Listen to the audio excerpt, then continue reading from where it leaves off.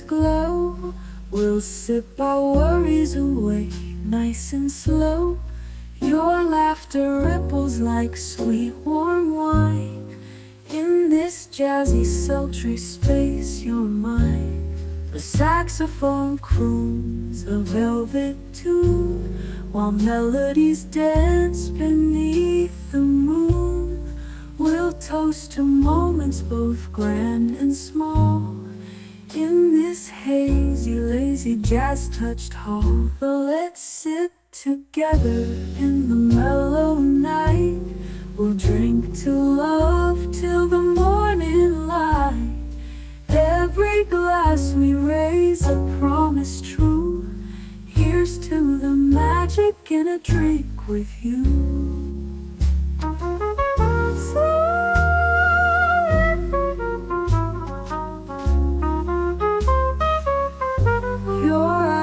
They sparkle with every click. Sweet rendezvous over a simple drink.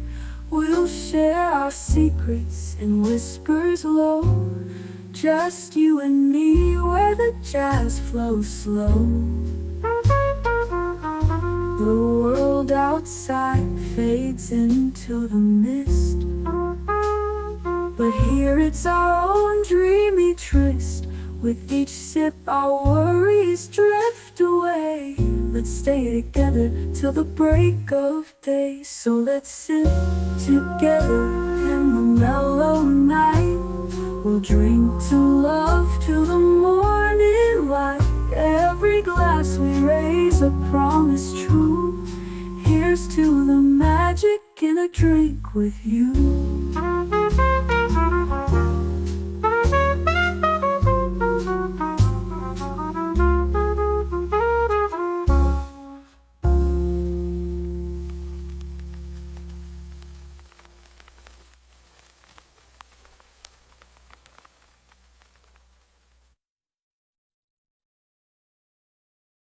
The following live stream has been approved for appropriate audiences.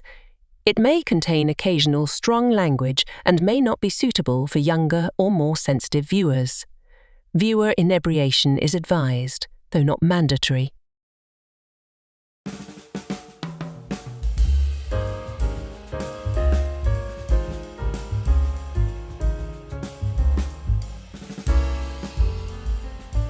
Good evening, happy Friday, and welcome to Last Call, where tonight we are talking appointment television. The phrase must-see TV was a marketing line that made its first appearance in NBC promotions in August of 1993. But appointment television didn't start in 93, nor was it unique to NBC, even if NBC did trademark the phrase. Tonight, we are going to talk about more than 40 years of appointment television and what happened to it. So settle in. Top off your glasses, tell me what you're sipping on in the chat, and we will go back to the 70s right now.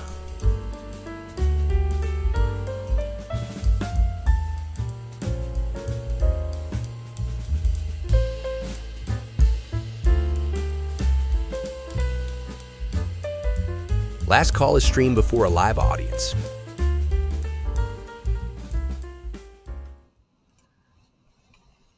Salud and welcome. Good to see everybody. I hope you're all doing well. I especially hope you enjoyed Liquid Lunch with me today, where we talked about Jim Johnson, the Canarble Wagon, and the Brown Mumbler. So welcome, everybody. I think Age of Boomer is a little upset because he was not expecting to go back to the 70s. It's he just forgets sometimes that this is my show and I'm a little older than he is. So me. I did research for tonight's stream. By research, I read the Wikipedia article on it. I have it in front of me, and I will be pulling information from there when we get to my presentation. I lived through the 70s. Oh, for the love of Mike.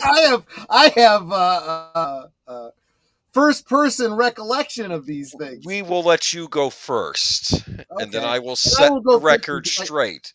I see little reason to spend too much time on a lot of these shows, but we'll get to that. Yeah, Let's start by Yeah, go ahead. I just find it odd. You realize that one of the staples of what is the true must-see TV is one of your favorite sitcoms, which we'll get to later. Okay. But you seem to hate everything that was on ABC, and ABC was It's not was a good must-see channel. TV. That's NBC. Yes, but it was appointment television. By the way, you didn't ask me what I'm sipping on. What are you sipping on? I have a Sprite. I usually have a Coke. I switched it up tonight. How about you, Netter? What you got? Well, I have a zero sugar mug root beer. And I know earlier today during your working time, you were sipping on an A&W root beer. I frankly like the taste of the mugs better than the A&W. Yeah. Yeah, this is why I don't understand why you don't enjoy the Kraken so much, because that tastes just like Kraken to me. The same, Okay. very similar spice flavors. And those of you that did join me this afternoon for Liquid Lunch, this feeling that we've got here, very much like that radio program that I was talking about, the Ro Khan show with Jim Johnson and Roz Varon. I think I wasn't specifically trying to recreate that, but that does seem like what I ended up with here. And I am not upset about that. I think that's a good thing. I hope you enjoy the show too. Have a great show, my friends. Big Al Presents. Thank you so much. Be hanging out with him tomorrow night for Films with Friends, where we'll be watching The Fantastic Voyage with Raquel Welch. They do shrink her down, but everything shrinks proportionately. That's good, because that would be a crime against humanity. Exactly, right? Okay. Right? Exactly. Curtis Selby, the Tired Midnight Blogger. Salute, my friend. Good to see you. JPR PH1, channel member, dropping the Canarble, the fedora, the logo, and the brown mumbler. There you go, my friend. As does Curtis Selby. Thank you so much. Daniel Barry Sports Highlight. Cheers. Cheers to you, my friend. Good to see you. Let's see. Sir Don Clegane, good to see you. Good evening, everyone. Welcome. Of course, my panel members are here, including I Love You Too, Netter of Netter's Network. I hope so. Of course. And let's see. Guys talking back and forth. I love that. It's good to see. Good to see. And Geek Flag with Nate Knows. Welcome to the Must Dream stream. Thank you so much, my friend. $2 super chat. You are wonderful. Deleted scenes. Salute, my friend. Oh, I didn't click that appropriately. Salute. Good to see you. Connie Cleary, the bird woman of YouTube. She's saying hail to us. Hail to you as well. Nothing to see here, citizen. He's a new guy around here. No, he's not. He's just another alternate ID for Curtis Selby. Make sure you subscribe to his new channel. We need to get him up and running as quickly as possible so that we can get him monetized. Catching up on double speed. Overdid it today. We'll stay to the background tonight. Fair enough. That's perfectly fine. I mean, we're not very far in. You should be caught up in no time. Unless you're watching, Liquid Lunch at double speed, which why don't you just save that for later and watch us live? I mean, whatever. You do you, however you want, as long as you watch. It's fine.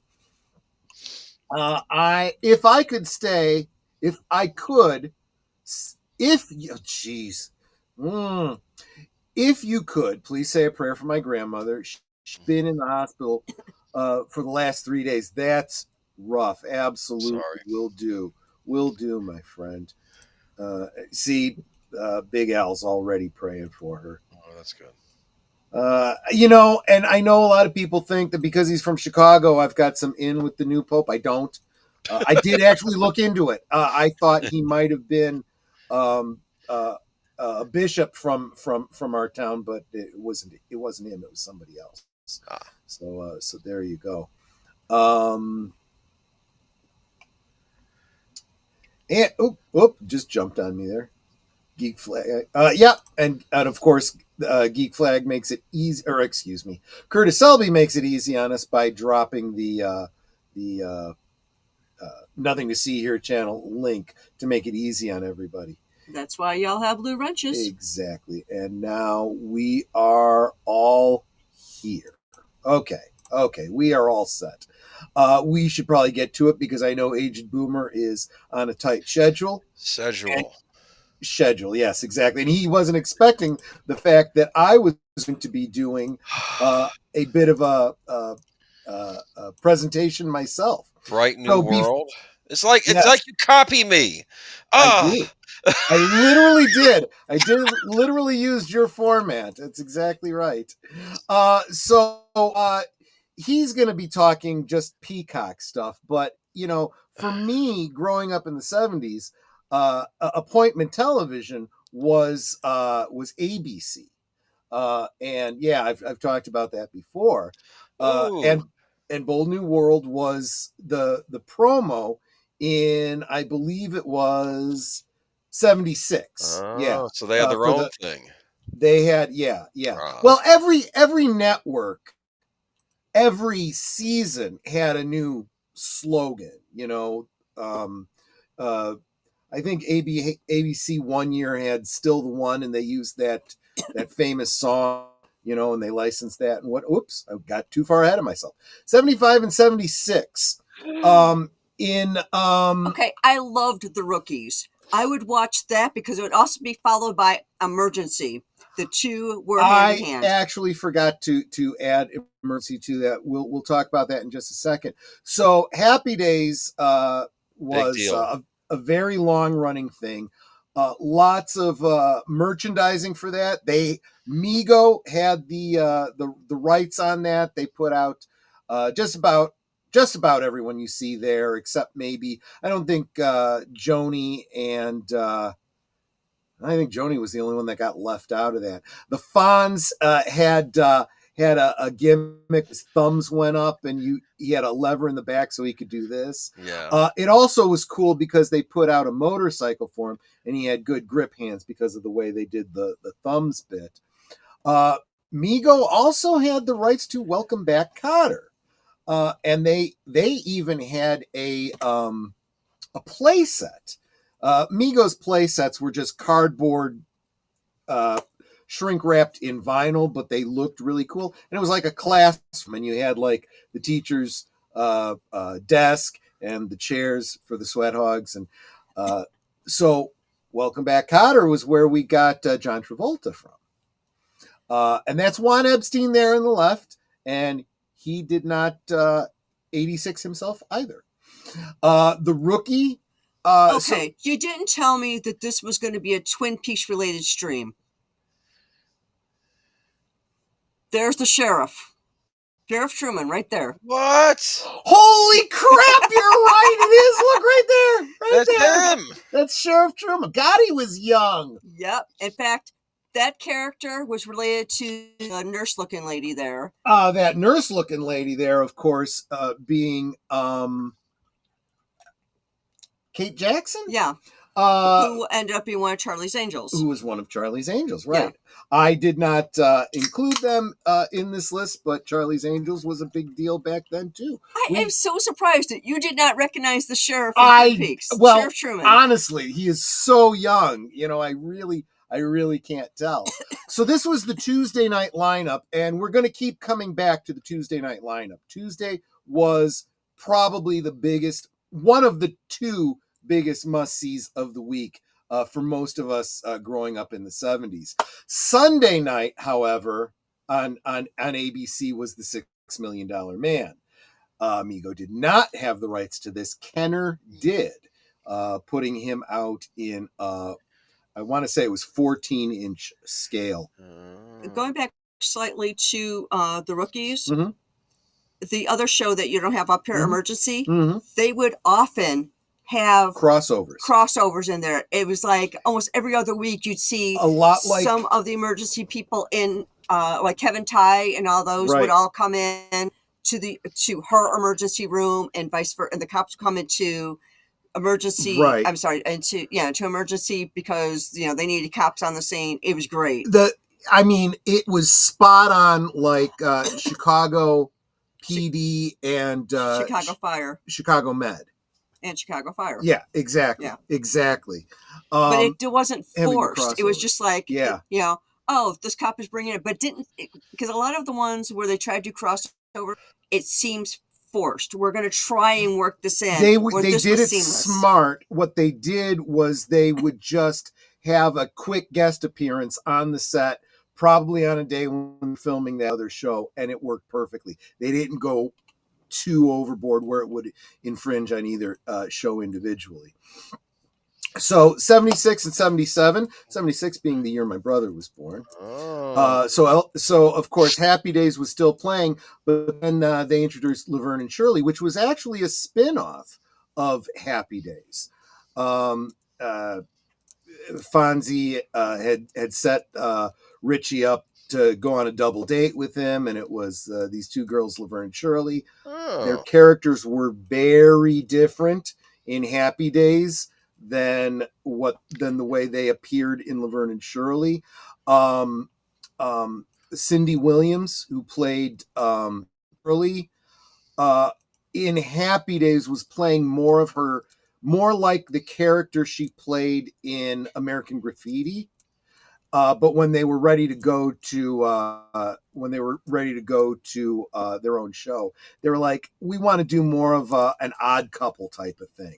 So they kind of changed both of their characters a little bit to fit a formula they wanted to do for their show, and it ended up working out really well. I only included Rich Man, Poor Man because I know it existed. I did not watch it. It was not my kind of show. It is listed as a mini series, but it had like 21 episodes. That's a full season. Not a mini series. I know. That's a lie. That's a failed series because no. What it was did it wrap up? No, it was a book adaptation. So yes, it did. It was. I guess you know what? I think these days they would probably correctly call it a limited series. That makes more sense. And actually, in 76, it wasn't Rich Man. It was Rich Man, Poor Man, Book 2. I'm assuming that was the second book in a series. I don't believe that there was a third, but there might very well have been. Geek Flag says, Sir Torrin Clegane, for your grandmother. Well, now I got to find a way to get that to him, but thank you so much for the encouragement there, Nate. Appointment television for me as a kid was probably NBC. Stay with us, we'll get there. Mostly because that was the network my mother watched. Yeah, that was the way a lot of this worked too. And that is the key to appointment television. It was the family coming together. You didn't have, as I was getting older, we ended up getting more TVs in the house. But for the most part, you only had the one big color TV, and you watched whatever was being watched there at the time. But as I got older, I would watch most of their shows on my own. Was always partial to Frasier. Kind of stopped watching regular TV. Everybody Loves Raymond went off the air. There you go. Okay. In Happy Days, Laverne and Shirley they didn't have a lot of characterization. They were just kind of two floozies that were just there to be dates, you know. Mark says, greetings, Tarak Nanpu. Rumors of my being reassigned to a listening post on the planet Morska are greatly exaggerated. I want to hear details, but it sounds like they're not going to be moving you, which could be good, could be bad, depending on where you're coming from on that. I'm seeing no space lasers in these things. We are getting there. Let me try not to jump too far. Here we go. Okay. Now on Wednesday night was The Bionic Woman, which of course was a spin-off of The $6 Million Man. As I was posting this, especially with this particular picture, I'm looking at this going, boy, you know, people that were fans of Buffy the Vampire Slayer would probably get the same kind of vibe that 70s kids did from The Bionic Woman. You know, they pushed her marketing to be more of a a girl line with the Barbie sensibilities, but the boys loved it because it was a sci-fi show, and let's face it, she was a hot blonde. Lindsay Wagner, right? Lindsay Wagner. Yes. In fact, she's still a hot blonde, if I'm honest. You know what's interesting? Not to interrupt too much, but the game Death Stranding from Sony, that also had Norman Reedus in it. They brought Lindsay Wagner, and she's in the game, but they made her young in the game. So it's interesting how they motion captured her for the game, but it's the younger Lindsay Wagner. Do you understand? Because it's a video game. Yeah, absolutely. So 77 to 78. We still had Happy Days and Laverne and Shirley, but then came Three's Company, a show that was literally based on Man About the House, a show from the UK, which not only changed a lot from the British version, but it changed a lot from the original pilot. I saw the original pilot. It's available out there on the YouTubes. I just saw it last year for the first time and was shocked by how different it was. You watch that back to back with the air pilot. First off, the two girls were completely different actresses. John Ritter played the same role, but he had a different name. And the Ropers were the ones that were kept the closest. All the names, however, Jack Tripper, the Ropers, I forget the name of the bloke that lived downstairs from them. Mr. Hurley? Well, Mr. Furley came later, and we'll touch on him. I'm trying to remember. It was a character who was a friend of Jack's, who was like Quagmire in Family Guy. It was just a lech. And the pub that they all hung out at, the Regal Beagle, those were all carryovers from the British show, even down to the fact that they kept calling it the pub, the Regal Beagle, even though the script was completely different. Loved the show. And then Soap, which my mom loved. It really was a parody of the daytime dramas of the day, is what it was. We're gonna probably on yours. We're probably gonna be talking about Who's the Boss. I would imagine. And the mom from Who's the Boss was a regular. It wasn't Soap one of the first nighttime quote unquote soap operas? I have a hard time really calling it that, because it really was a half-hour sitcom. It was more like Benson, whom I'll mention in a little bit, than anything else. But possibly, yeah, you might be right. Because it's like there were some things they tried to make kind of dramatic, like a soap opera really is. Wait a minute. I had actually... Netter got busy before the stream, otherwise I was going to plan this out with her. I was going to ask her to do a duet with me. Come and knock on our door. Come and knock on our door. We've been waiting for you. We've been waiting for you. Where the kisses are hers and his, Three's Company too. Absolutely. Lynn Green, hope you had a great day off today. Hi, I'm 17 minutes behind and watching on 1.5. Well, when you get to the song, that ought to be really funny then. Hey, come on our floor. We've been waiting for you.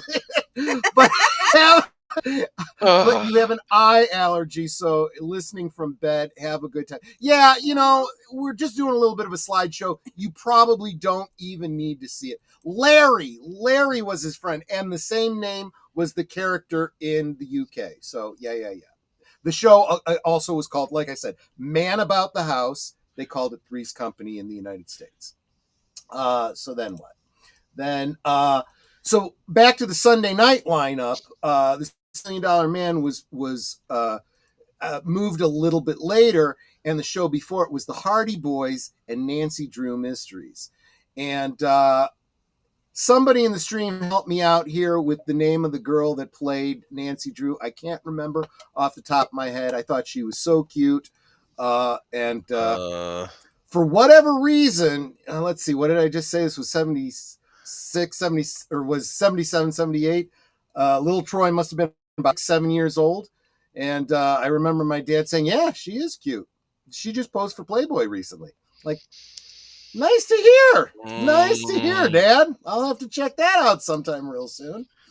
19. And the kid on the left, as Pamela Sue Martin. Pamela Sue Martin, that was her name. That's right. She does look good. Yeah. Okay. She dressed very conservatively on the show. She didn't dress at all for Playboy.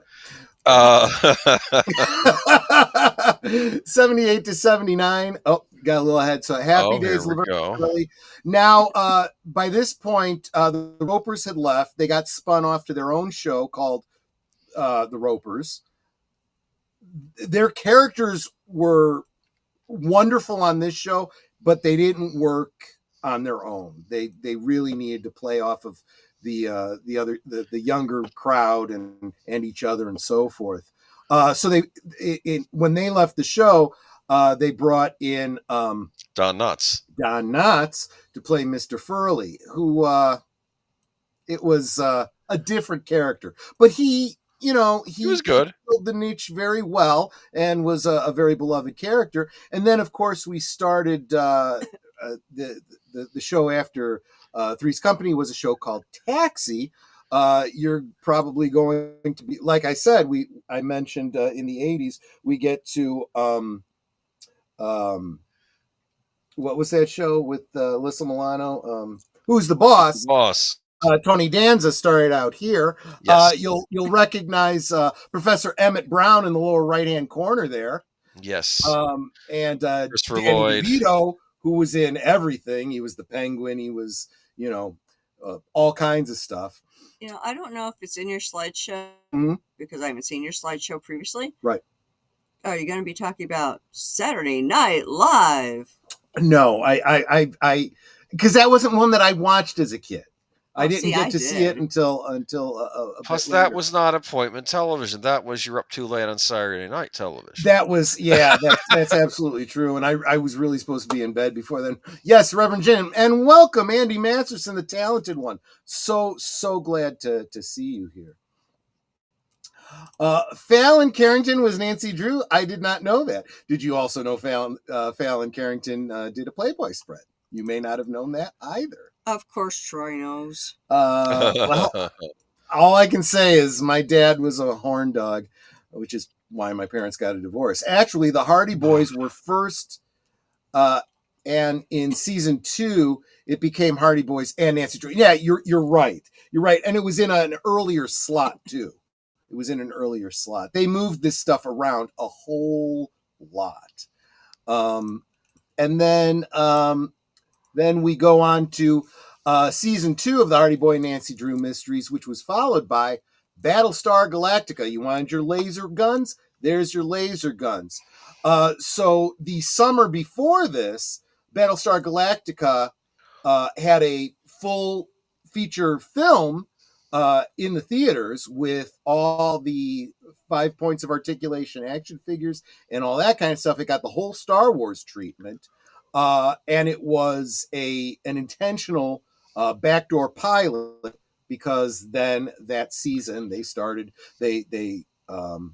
showing the episodes, and later on that pilot movie was chopped into a 2-parter for the reruns. So there you go. Guy Spaltar had played a Klingon on the original Star Trek series. So there you go. Gary knows Pamela Sue Martin and Parker Stevenson. Maybe don't mention the Playboy thing. Just saying. It might get awkward at parties to talk about.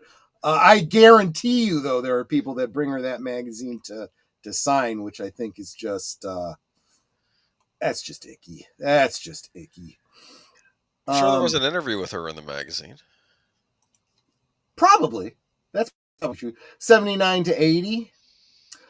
So we have another spin-off from Happy Days. It was called Mork and Mindy. Yes.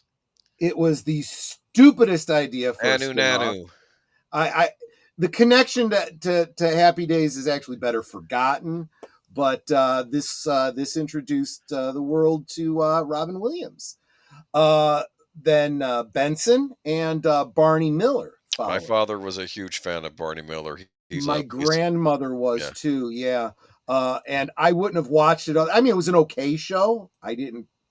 But it was definitely one of those, I don't want to call it a police procedural because it took place in the precinct building. Yes. It was just their interaction. Yes. There wasn't, you think of it like a predecessor of Night Court in a lot of ways. My dad was a police officer, and he said it was the most accurate television show to portray police work. Actually, he said that's really what being the police was more like. Barney Miller.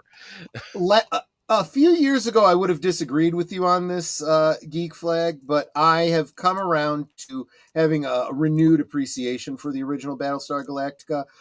They are both very different, and I like them both. I'm not going to put one above the other at this point. Yes, Barney Miller had a spinoff called Fish.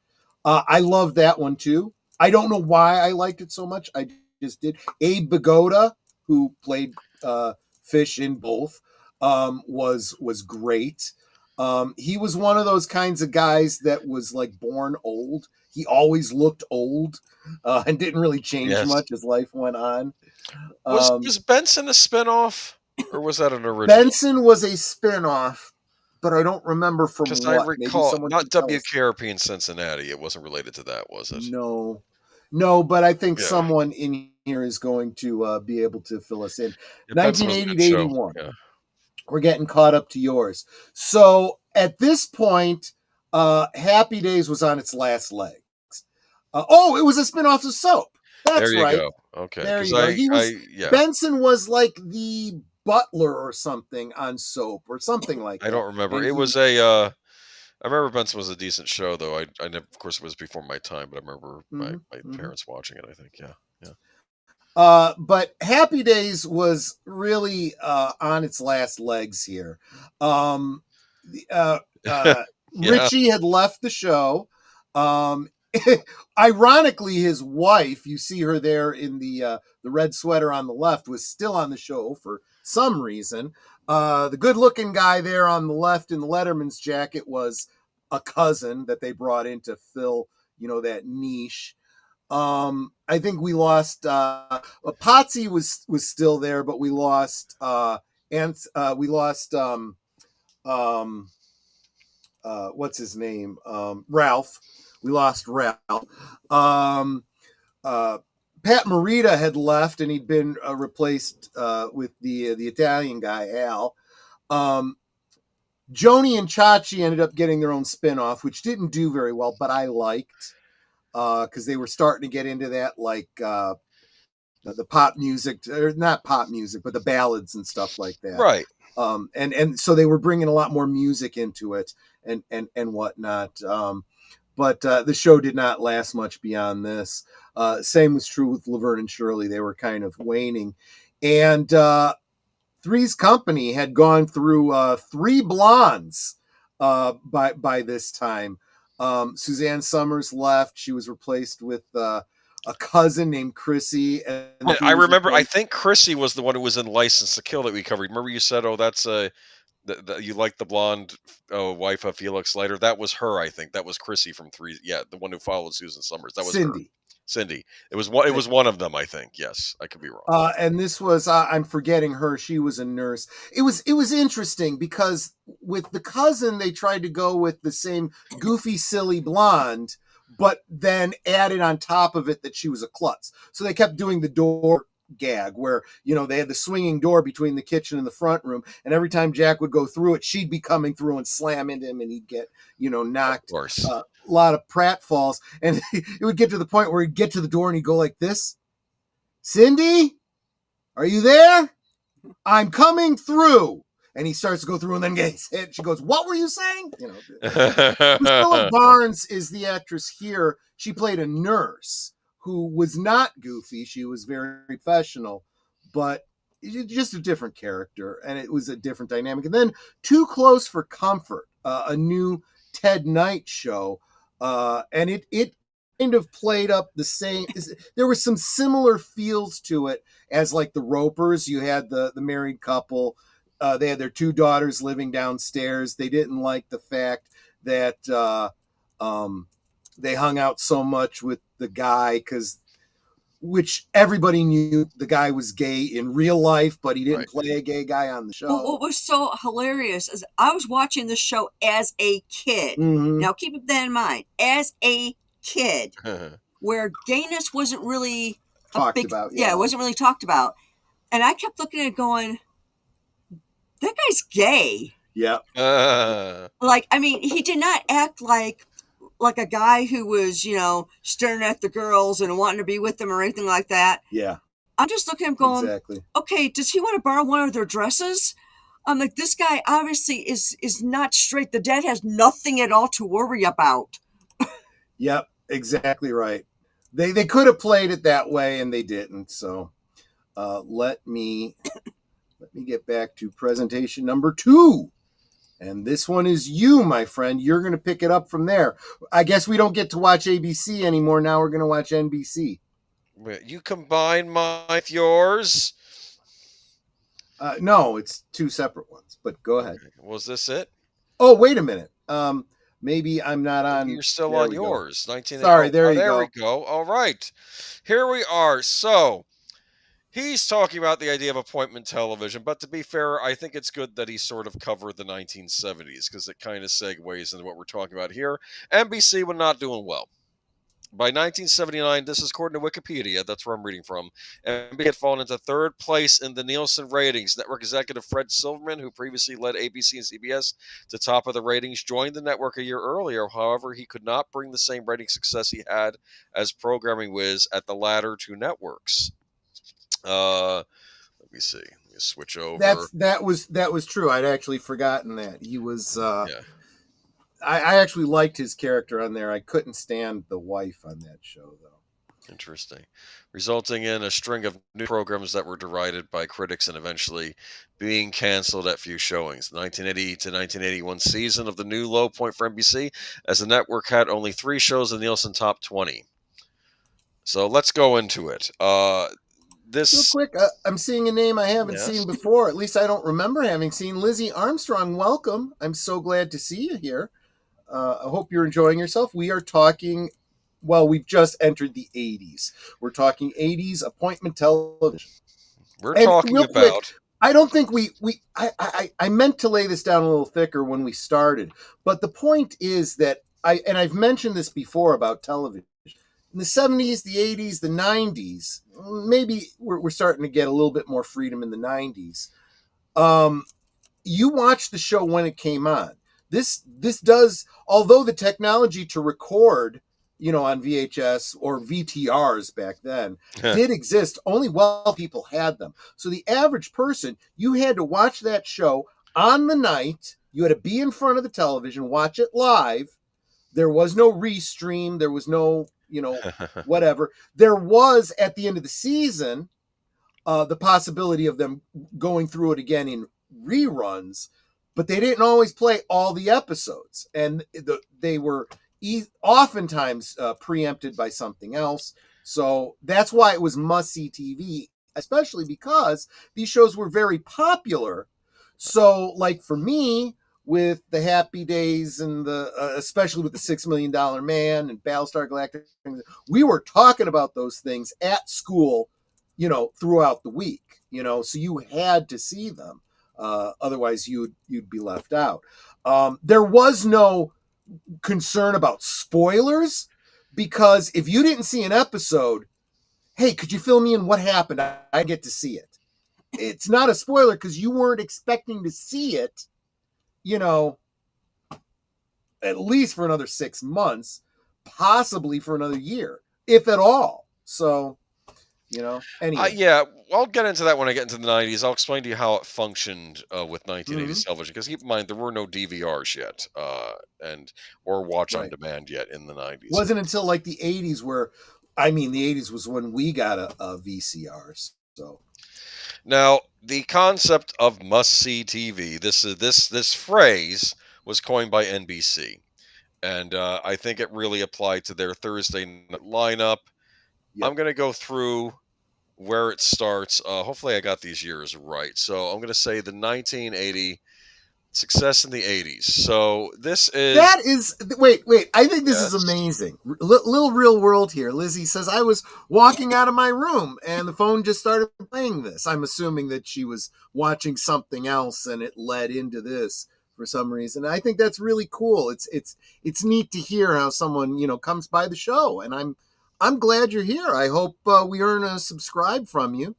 We do this every Friday. I've got an afternoon show every noon Central called Liquid Lunch. And over on this guy's channel, Age of Boomer, we do Geeky Geezers at 8 on Sundays. Central Did you say that you were drinking tonight? My stream this afternoon, I was talking about the Brown Mumbler. Yes, but tonight did you mention that's what you're drinking? I'm still drinking a Brown Mumbler. Yeah, I said I had to pace myself, otherwise drinking constantly from noon, I would be completely blotto right now. I'm going to turn it over to Age of Boomer now, so he can tell us about. I'm going to tell you the history of Must See TV. I'm referring to Must See TV. I'm referring to NBC's Thursday night lineup. The actual phrase does not really get coined to the 90s, but I want to say that the block of them trying to own Thursday night, NBC trying to own Thursday night, starts in 81-82. So this is according to the 81 fall season marked the very first time NBC made an attempt to create a 2-hour comedy block on Thursday nights comprising the 8 to 10 p.m. slot with, and let's get into this, different strokes, being joined by the returning Harper Valley. This starred Barbara Eden, I Dream of Jeannie fame, and so wait a minute, we got to talk about about Harper Valley. That was, did you like it? I did. I liked the show very much. It was this is wild. You have movies that turn into series. You have original series made from books, all kinds of stuff. Harper Valley was a show based on a country song. Harper Valley PTA. Yep. Folks, it is worth a listen. You will love it. It is the pilot episode basically covers the story, because in country music every song tells a story. The pilot episode basically tells this. I think it was done as a movie, like a made for TV movie. That tells the story of this single mom in a very redneck southern town, where everyone looks down their nose at her. She's a sinner. She's a single mom. She's a Yankee. And this and that. Yeah. I don't know. But she knows all of their dirty secrets, and she proceeds to out them. And the final line of the song being, she's addressing the Harper Valley PTA. She says, "This is just a little Peyton place, and you're all Harper Valley hypocrites." And it's comedy in the show, but there's this really righteous sense of, you go, girl, bust these righteous assholes up, that kind of a thing. And it's actually told. The song is told by the point of view of the child, of the daughter. Yeah, exactly. Because her first line is like, my mama noticed I came home from school one day, didn't even stop to play. And I said, "Mama, I got a note here from the Harper Valley PTA." Where they just kind of dress her down for, her skirts being too short and blah, blah, blah. And you've been running around with men. And, that's just not right. And she just calls them out. She goes to the PTA meeting and says, "Well, you're cheating on this person and you're a drunk." And, da. Yeah, why did this person have to leave town suddenly and all this sort of thing? Yeah. And of course, because it's a TV show, they, she brings the evidence in humorous ways. But I'm sorry, I did love this show, so I did definitely have to talk about it. Well, I don't think it lasted. I don't remember. It may have only been one or two seasons, maybe only one season. Netter's going to look it up. Notice, though, that's Abe Vigoda there in the lower right-hand corner. We were just talking about him, and he had been on Barney Miller and then spun off to Fish. 2 seasons. 2 seasons. That's what I thought. Okay, yeah. And he's always looked ancient. Yes. Give Me a Break. Carter. Big deal. Love that show. Love that show. Go ahead. What was her role in the show? Was she like the housemaid, or was she something else? She was the housekeeper. Yes, she was. Yeah. But okay, so the backstory is she seems sassy. Yes, she very much is. She was best friends with the mother of the 3 girls there. Okay. The mother died. I think it was before the pilot episode. She had just died, and her dying wish was, please look after my girls and my husband. He's not going to be able to. He was a cop, very hard boiled, very overprotective of the girl. They're gonna need you. And she's like, okay. So she moves in with feminine influence in the household. Yeah. Yes. And he resists at first, but then he realizes, yeah, I do kind of need you. And you were my wife's best friend, whatever. So it's that kind of a dynamic, and they bump heads in a very good way. Interesting. And if you'll notice, during that era, housekeeper shows were big. Yeah. Different Strokes. Look up there. You have Mrs. Garrett. All those ones. There was always a housekeeper. Yes. And she was always the glue that held the family together. It seemed Mr. Belvedere. That's another one. It seemed, and it seemed very important. In both of those cases, you had a black actor or actress, in this case, playing a domestic, right? But not in a conventional way. Right. They weren't treated as certain. In this one especially, she was definitely a part of the family, and she was only filling the maid role because she was filling the traditional mom role, and there was I don't know if you were planning to talk about a very special episodes and things like that, but there was a very special episode where the youngest girl was having a problem at school and was trying to talk to her dad, to Nell about it. No one would listen to her. They're all tied up in her own problems. And she's yelling, trying to get someone to listen to her about what happened to her at school. And she says to Nell, she's like, well, how would, after all that, she went through being bullied at school, how would you feel if someone called you a dumb N-word? And they said it on television. Yeah. They said it on television. Right. And then suddenly everyone stopped. And the father was like, you come here. And he starts to take his belt off. And she goes running. She runs out of the house. And Nell's like, let me take care of this. Yes. And it finally, resolves itself. And I've got an important point to make here about this. Nell finally sits her down and she goes, look. And she's in tears. She's like, I didn't mean to hurt you. She goes, I know. You were trying to get my attention. And I wasn't listening. And then she explains, they called me, they were a Polish family, and they said some derogatory thing about being Polish. And right. As happens a lot, actually, in the U.S. And she's like, and I know I shouldn't use that word. She's like, you know what? You never hear this today. She says, you know what? That's just a word. Okay? People can use it in anger and hatred. And, another black person can use that word and it could be used sweetly with love. Right.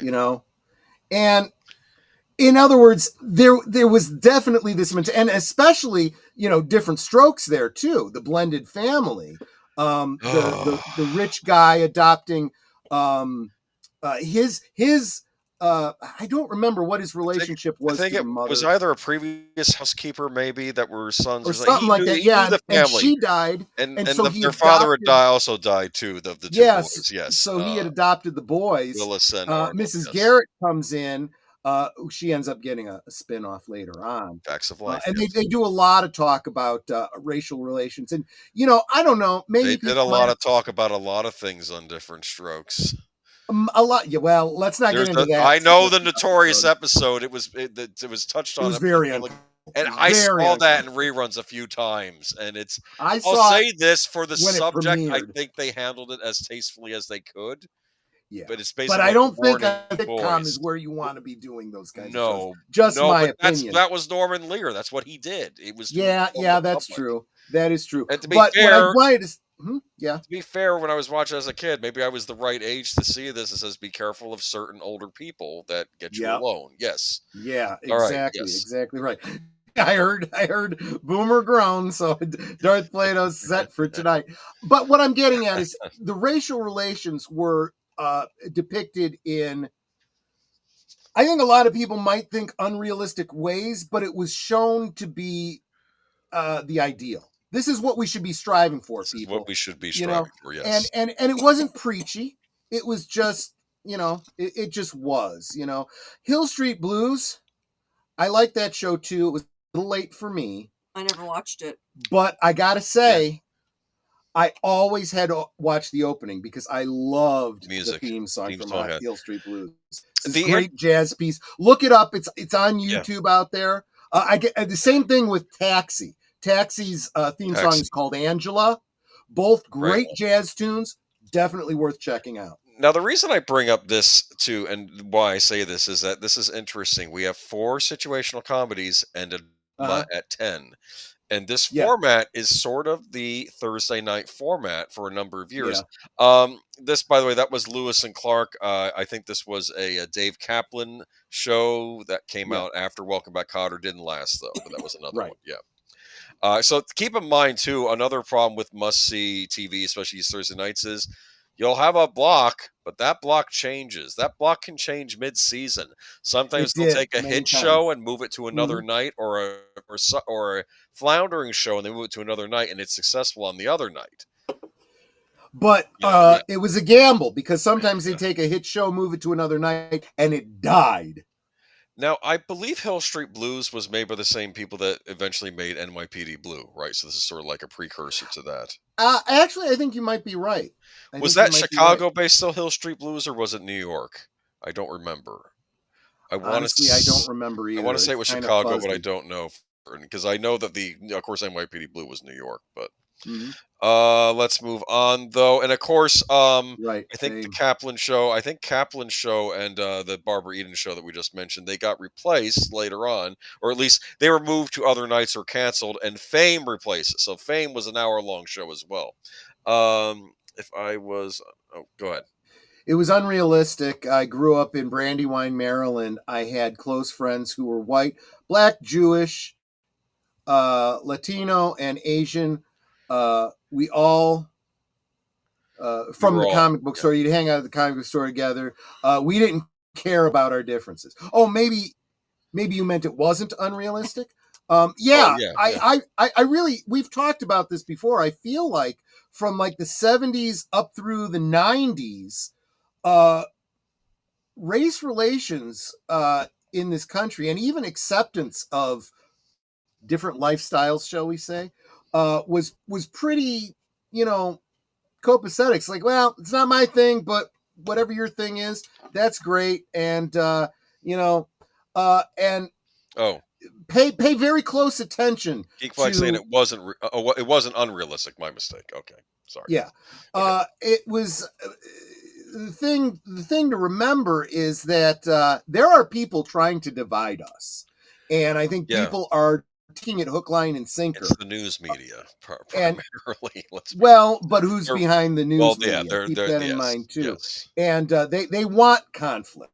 Yeah. They want to divide us, and if you let them, that's the end of the union. But watch yourself from being manipulated. I can tell you for sure that Fame took place in New York. Yeah, this was, I guess, a spinoff or inspired by the movie of the same name. I did not watch this show, but I think my older sister. Yeah. It's interesting you say it that way because it could kind of be both. Because it's a real place too. It's a real school, I think. Oh yeah, it really is a real performing arts school. It was inspired, or it was supposed to be a like the movie, now a TV show. It wasn't very good. I tried watching a couple episodes and it's like, no. Yeah, there were several actors. The bloke on the right, I forget his name, very talented musician. After this, he went on to just do music. He reprised his role. I think was it Debbie Allen? I think she was in the movie, and she continued on. A lot of the others, the black dude in the middle, I can't remember his name. Yeah, but I remember him from the movie. Was he in the movie? I think. He was in the movie, Yeah. reprised his role. His character changed. He might have been older and wiser now. Maybe he was a couple. Yes, older. yes, he very much was. Well, the guy in the gray shirt, that was Bruno Martelli. That was his name. That's right. That's right. And I only remember that because he's Italian. Yes, exactly. I like the show. Definitely love the music. In a lot of ways, it was. I'm not going to say it was similar to, but it hit the same vibes as Glee, of its day. I see. Never saw that either. Well, very popular show, especially if you're a fan of a lot of covers of songs. Okay. What was this? Yeah, the South was right out, but I think there was a lot of growth in other areas. Even in the South, there was a growth going on that was not reported. Yeah. Oh, sorry. I lost my. Hold on a second. It's okay. I'm in. He did a thing. Where is my? There it is. Okay. I was trying to find the right button to take it. Who's the boomer again? Yeah, I know, really. Well, as the night goes on, I just, I get worse and worse. Race rackets have been a thing since the post-Civil War. Booker T. Washington writes about it in 1911, so it's been around. You're absolutely right. And unfortunately, considering we have a whole month dedicated to Black history, not enough people are learning their history. And it is important to learn so that we don't repeat it. But I do think there are people that do want us to repeat it. All right, 1982 to 1983. We have additions to the Friday night lineup. So Mama's Family was a spinoff of so we've talked about this show on here before. The Carol Burnett Show was a phenomenally funny sketch show. They had several recurring bits, very, very funny, and one of them was the Mama sketch. Yes. Vicki Lawrence plays Mama. Yeah, I forget her full name, but they just called her Mama on the show. Eunice was her daughter, played by Carol Burnett, and I can't remember who all was on it. It was very Southern. I think like her cousin. Barry played her husband. Right. That's right. Her nephew, I think, lived with them too. I think the nephew had to stop by and stay with them. I love this show. I used to watch it in reruns in the 90s. I didn't realize this was an early 80s show. It actually held up pretty well, considering that I was actually watching it in the I liked the show, but I really felt like it wasn't quite as funny as the Carol Burnett. When it was on Carol Burnett. And I didn't have that as a reference, though. So I was just watching it with this. And I found her hilarious, the angry Southern lady. Absolutely. Okay. Absolutely. And the Carol Burnett, when Carol Burnett would guest star on this show, it was like they fell back into old home. Yes. And it was funny again. If you haven't seen the Mama sketches from the Carol Burnett show, look them up. Some of them are hysterical. There is, remember, the regulars on that show, besides Vicki Lawrence and Carol Burnett, were Tim Conway and Harvey Korman. Yep. Oh. And there is a brilliant one with them, and Dick Van Dyke did a guest appearance. If you can find that sketch, I have seen it hundreds of times, and I laugh so hard I cry when I watch it. Tim Conway goes off on a improvised bit, and everyone is laughing so hard. They're trying not to laugh. And then Vicki Lawrence loses her shit, and I'm using the strong language because she does too. And she just goes off on him and uses a curse word that probably could not be aired on television, so I think it was censored. Yes. And because it was pre-recorded, though in front of a live audience. That is out there on YouTube. You must search it up. You must find it. It is so, so funny. Anyway, sorry. No, it's okay. And Geek Fly had a super chat, I think, or somebody had a super chat. There we go. In that particular skit, I am very sorry, Geek Flag. We are all one race, humans. Yeah, I mean, that's true. I always had a problem with that concept of race, right? Because it's one human race, right? Yes. We have different phenotypes, but we're still all human. That is a very good point. And Mikey Suze stops in to say, hello, brother Curtis.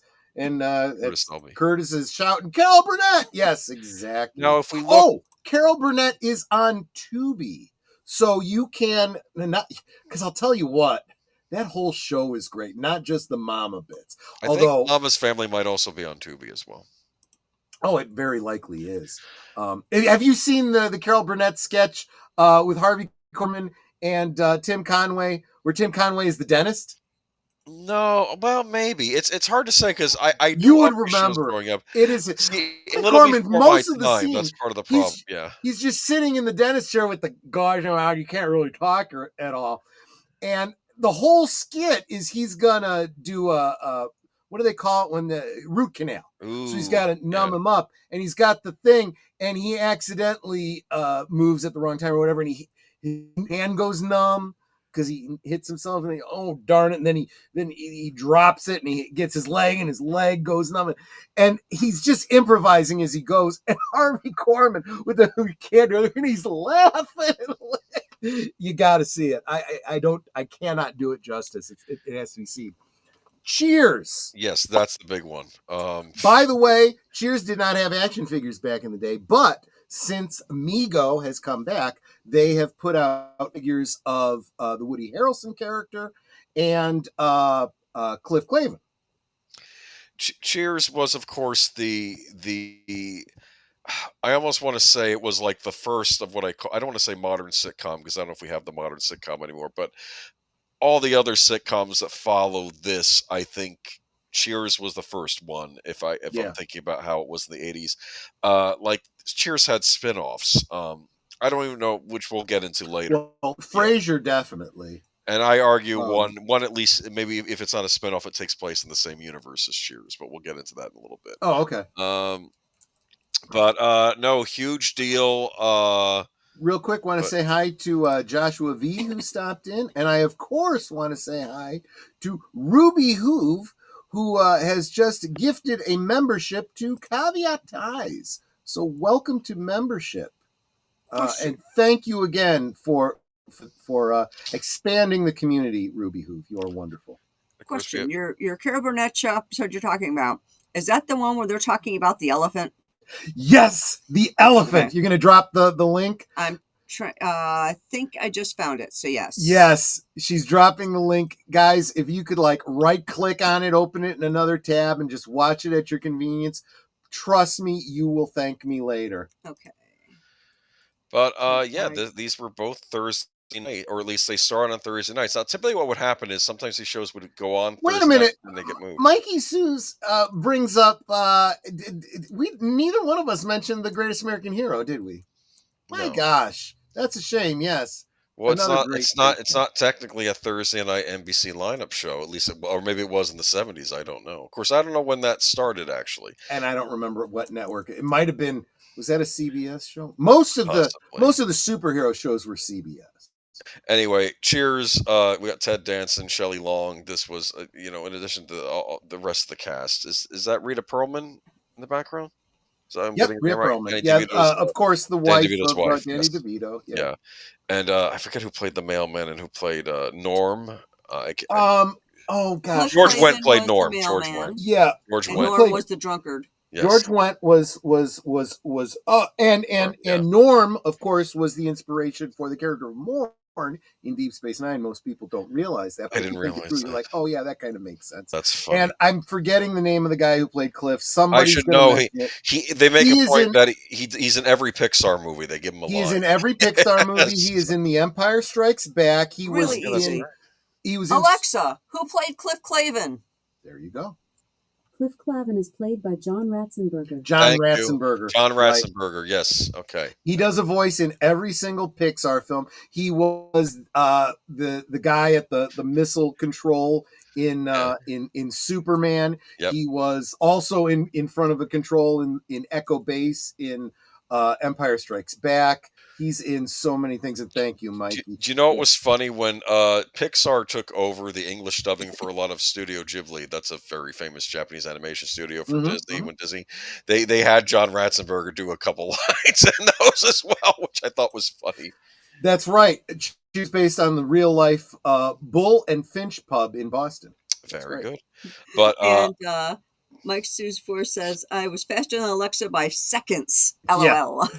Yeah. Well, you are on a 5-second delay too. So, Cheers, huge show for NBC in the 80s, but we've got more to come. Let's see if we can turn this ship around. 1983 to 1984, what's the big addition? We have Family Ties and Night Court. Wow. Family Ties. Okay.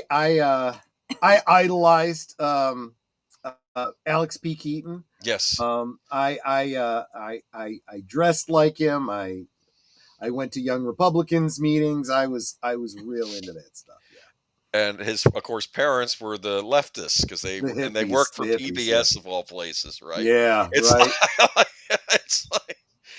I mean, it was like supposed to have the contrast. Justine Bateman was on this show.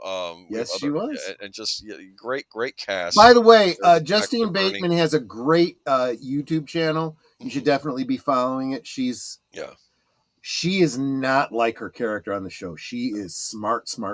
Well, her character on the show was supposed to be dumb. Right. And, her brother Alex was supposed to be super smart. Yeah. In fact, apparently he knew how to make investments and all this sort of thing because people were, asking him for monetary advice or borrowing money from him on the show because he was like, well, if I lend you this money compounded by this much, you would owe me this much at this end of this period of time. And they would just look at him.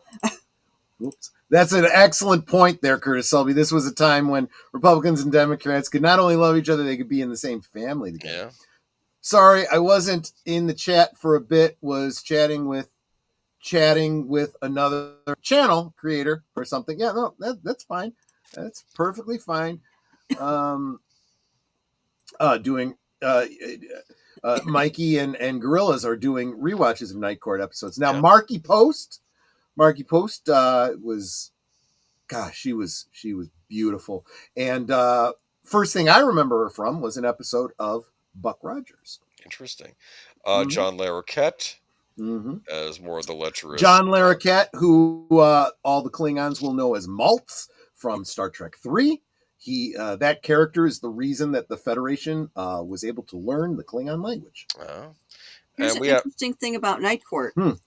Right now, in that particular picture, they got Ross. But previously, they had two older women, both who had passed away. Yeah. And that's right. The guy who plays Bull was so brokenhearted because he became best friends with both of them. Right. And he's like, I can't do this again. So they hired somebody younger so they wouldn't have that issue again. So yeah, it was a little bit heartbreaking because he really did. He played this big, strong, kind of dumb guy, right? Yes. But he was always very intimidating. But you realize, especially through these older female bailiffs, that he really did have a heart of gold. And yeah, one of them was Selma something. Yeah, and he would do anything to protect them. And when they both died, after the second one, he's like, I can't go through this again. And he starts out kind of antagonistic to Roz. Yes. And Roz, who was, she was a different character. She was a little bit. I like Roz though. I did too. Yeah. But she was bothered. She's like, why doesn't he like me? And Harry's like, you got to understand, he's just lost his two best friends and he's afraid to commit again. Yeah. And this was one of those shows that was like, the comedy was great, but it had so much heart. And let me tell you something.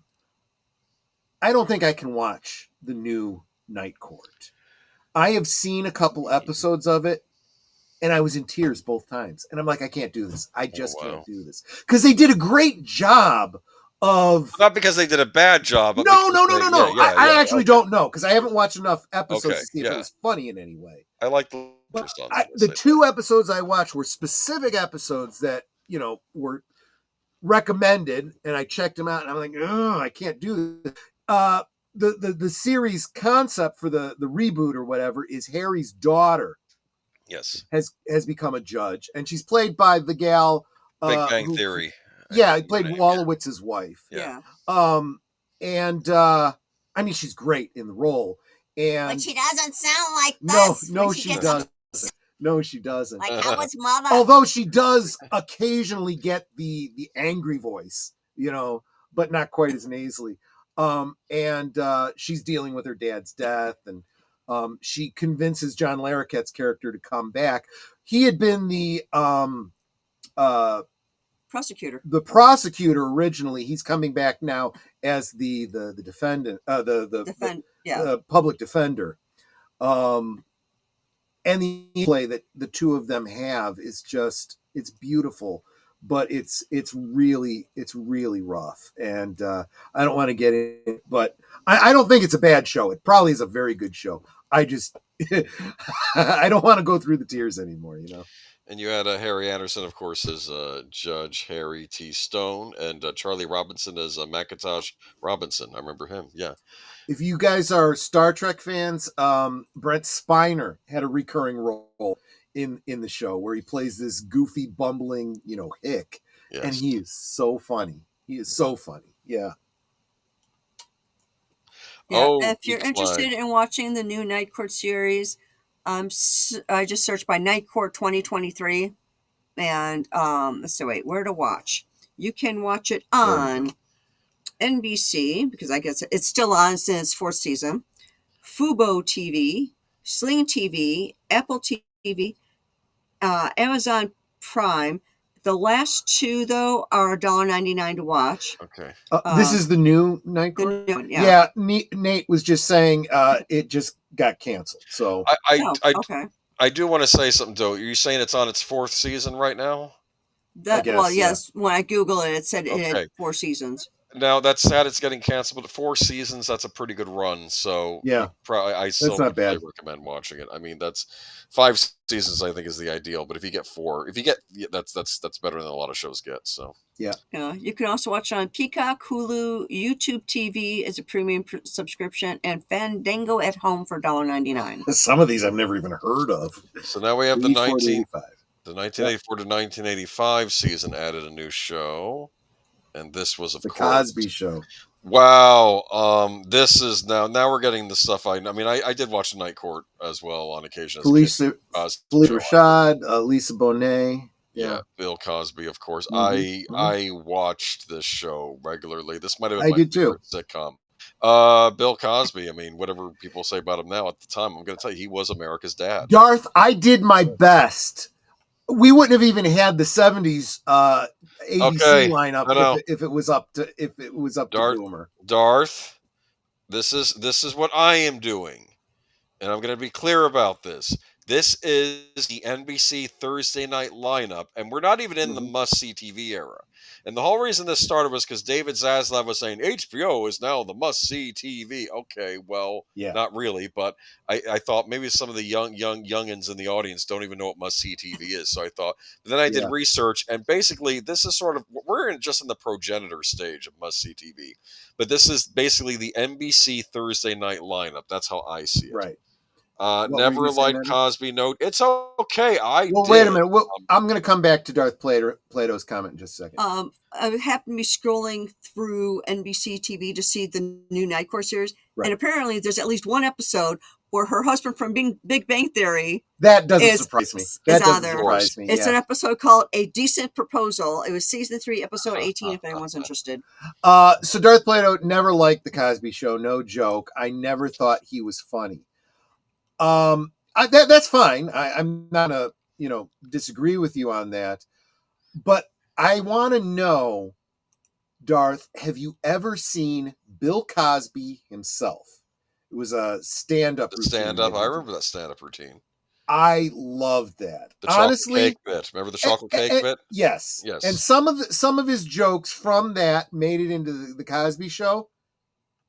And they were the only funny ones on the show. Yeah, I agree with you. The show was okay. I didn't think it was that funny, to be honest with you. Look, as a kid, I can only tell you, I grew up watching this, and this was comfort TV for me. Yeah. I like this family. I like the fact that, like I said, people at the time called him America's Dad. I knew of him from Fat Albert. Yep. I remember that he Yes, did a lot of the that's voices of absolutely Fat right. Albert. It was And really cool. He did the narration as yes, himself, and then he did the voice of Fat Albert. And again, this is early 70s. He did regular guest appearances on the Electric Company with Morgan Freeman and Rita Moreno and whatnot. I remember there was one episode where he had to take all the kids to a fancy restaurant, and all the kids are sitting there, Rudy and all them, and like the little Yeah. kids, and and they bring for salad, and the kids are like, "What are these things in the salad?" And they're all upset, and they says, "It's croutons." They're like little pieces of toasted bread, and they're not liking it. And then, of course, what do the kids want when they're in the restaurant? Right? They want hamburgers because Mickey D's or places like that. That's where they want to go. And then they bring out the hamburgers, and they're these big fancy restaurant style burgers, with Right? huge Exactly. pieces of bread and the big patties in between. Right. And the kids are like, "What is this?" These are croutons. Like they think the bread is like giant croutons. And finally, he said, "Look, the chef, could he maybe cut the fries very thin, because the fries are the big thick cut steak fries, and maybe make the burger smaller?" He says, this has happened before, the chef will take care of it. And I think the chef then runs across the street to Mickey D's and grabs some burgers. That's the way to do it. Real quick, I just wanna bust Darth Plato's chops a little bit. I watched Sanford and Son and Good Times. That was hilarious, but not Cosby. Are you trying to? Is this like the I've got black friends, so I'm not racist kind of thing? No. I think I'm just playing with you. Cosby. I guess Cosby wasn't acquired taste. I'm just saying, as a kid, and I was a kid when this was on, I thought this was wholesome entertainment. Now, granted, maybe it pretty much was what he did behind the scenes, But I'll be honest with you. For everyone that beats up on Cosby, and what, right, and what he did in his private life and whatever, there's a whole lot more going on with people that have not been discovered. Right. Just saying. Cosby's albums were better. Welcome, by the way, Joe's Atmosphere. Yeah. It was good hanging out with you, even though it was an accident. I'm glad it was a serendipitous accident that I got to hang out with you on your show. I'm sorry. I gotta let him move along. Yeah, no, Darth Vader's just saying he's not trying to garner. No. I was just playing with you. I'm just playing with you. Just busting your chops. Yeah, just busting. Anyway.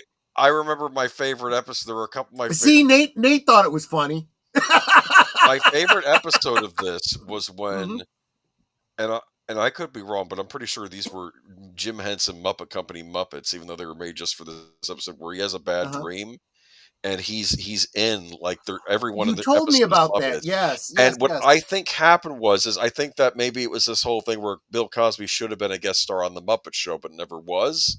So this was sort of making up for that. And he had a sausage sandwich before going to bed.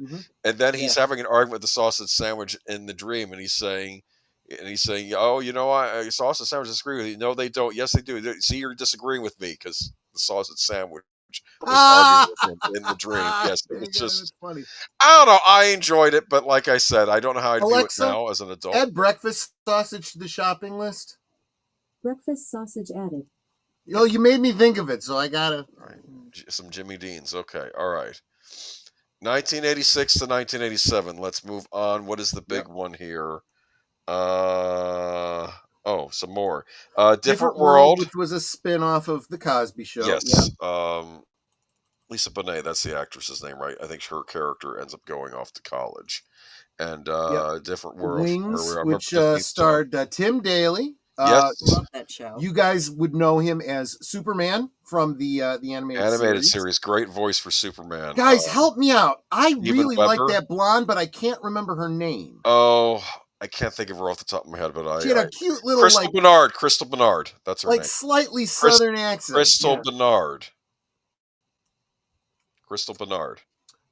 And Lizzie Armstrong must have been looking around. She checked out Netter's channel. She says, you have a nice channel. That's Thank very you. nice of you to say, Lizzie. Super appreciate it. They When often you encourage my wife, you encourage me. They often toyed her and Tim Daly pairing them up on that Right. show. There's always had to be the will there, won't they? You know who else was a breakout character from this show? Tony Shalhoub. He you guys Right. know him as Monk. He shows up later. And you might also know him from Galaxy Quest. You know, he was the baked engineer. I remember that. I forgot who played Lowell, but he also showed up. He was the Sandman in Spider-Man 3. Yes, he was. That's right. He was the mechanic of the plane. Yeah, Stephen Webber, oddly enough, kind of got a second wind being in like horror productions. He did one of the Masters of Horror episodes that was directed by Dario Argento. He was in the TV miniseries version of The Shining. So yeah, he kind of has a horror background. And no, big fan of Wings. And Wings, I believe, takes place in the Cheers universe because every so often a character from Cheers would show up on Wings, like Dr. Fraser Crane and his wife showed up in an episode. Remember that? That was I do. So that was interesting. So I do kind of consider this maybe not a Cheers spinoff, but in the Cheers universe. Underneath is Dear John. Never watched it, but I remember the theme song, and I remember Judd Hirsch was on it. Judd Hirsch, who well, I didn't mention him at the time, but he was the lead over in Taxi. Yeah. But great. And Geek Flag, thank you. Oh, there you go. Nate is dropping $2 just to make sure that Lizzie sees. Thank you, Lizzie Armstrong, for the kind words. I don't know what kind words she said, but I appreciate your kind words to Nate too. Did you watch any of these? You watched Wings, right? I enjoyed Wings. Wings was fun. I watched Wings. I tried watching Different World, couldn't get into it. And I was someone who did watch the Cosby Show again. It wasn't as funny to me as his stand-up routine, geared toward young people, I think. Yeah. Yes. Yes. Well, I was a young person. I just didn't. It's all right. Not everything's made for everybody. Dear John, did you watch that? I didn't watch it at all. No. I think I tried. I just didn't get into it. What else is 1992? I think I'm skipping. I don't know why. I did want to bring up a point though. This wasn't mentioned in the Wikipedia article, but when I looked at the listings in the back, I'm talking about all the sitcoms. I'm not talking about the hour-long dramas at 10. Now, I look at this at my little spreadsheet here. I believe that for a while it was Hill Street Blues was, of course, the 10 p.m. drama. Oh, yeah. JoesAtmosfere says Judd Hirsch was in one of his favorite movies, Ordinary People. Yeah. But guess what replaces Hill Street Blues at the 10 slot later on? I think that's in 887 is L.A. Law. Oh, yeah. So I don't have that in here, but that's okay. I wasn't a big fan, so that's okay. We can. I don't know if I would have been a big fan or not, but I tend to like lawyer shows. So I used to watch Ally McBeal on The Practice and Boston Legal. Ally McBeal, that was a fever dream, I tell you. The baby, her biological baby, and the dance routines in the co-ed bathroom and. Oh, that was a weird show. And Peter McNichol, one of my favorite comedic actors, was on that as the Biscuit. Big fan of Peter McNichol. He was, of course, in Ghostbusters too. Remember that? Yes, he was. Why am I covered in Zagoo? Yes. Is that the same show where, I forget the guy's name, but one of the attorneys, every time he saw a beautiful woman, he would fart and pass out? I don't remember that, but it sounds like the kind of thing that would have been in Ally McBeal, yeah. So 1992 to 1993, the big addition that's notable is Seinfeld. That is, I had forgotten that. JoesAtmosfere points out that L.A. Law gave us Jimmy Schmitz. Yeah, it's true. Bail Organa, and then he would be on NYPD Blue later. Now Seinfeld actually did start, I believe, in '89, but it kept floundering on the nights they put it on. Then I think they moved it to they moved Seinfeld. To to the what year is this? Hold on, I'm getting discombobulated. Okay, 93. yeah, 93. 92, 93. And it is a 93. I think it might be in the fall season. We're getting there. But Seinfeld was added to the Thursday night roster in 90 for the 92-93 season. This, in my opinion, is one of the greatest sitcoms of all time. It is a Jason Alexander, who didn't realize at the time, but he was the I'm a pepper, you're a pepper guy. Really? Yeah. Okay. Well, no. He wasn't the first one. He was... I take that back. That's not who he was. He was the McDLT guy. From the commercials, the cold side cold or the hot side hot and the cool side crisp. He was that guy. Yeah. Seinfeld, a show about narcissism. You're not wrong. It's kind of true. It's kind of true. It's dubbed the show about nothing, but yeah, the show about, well, very neurotic characters on the show. That's Oh, I did not realize that you were in Oz, getting ready for winter after summer and cyclone season. Still unpacking from last moves before you. Wow, so you are whereabouts in Australia? Because it's a big.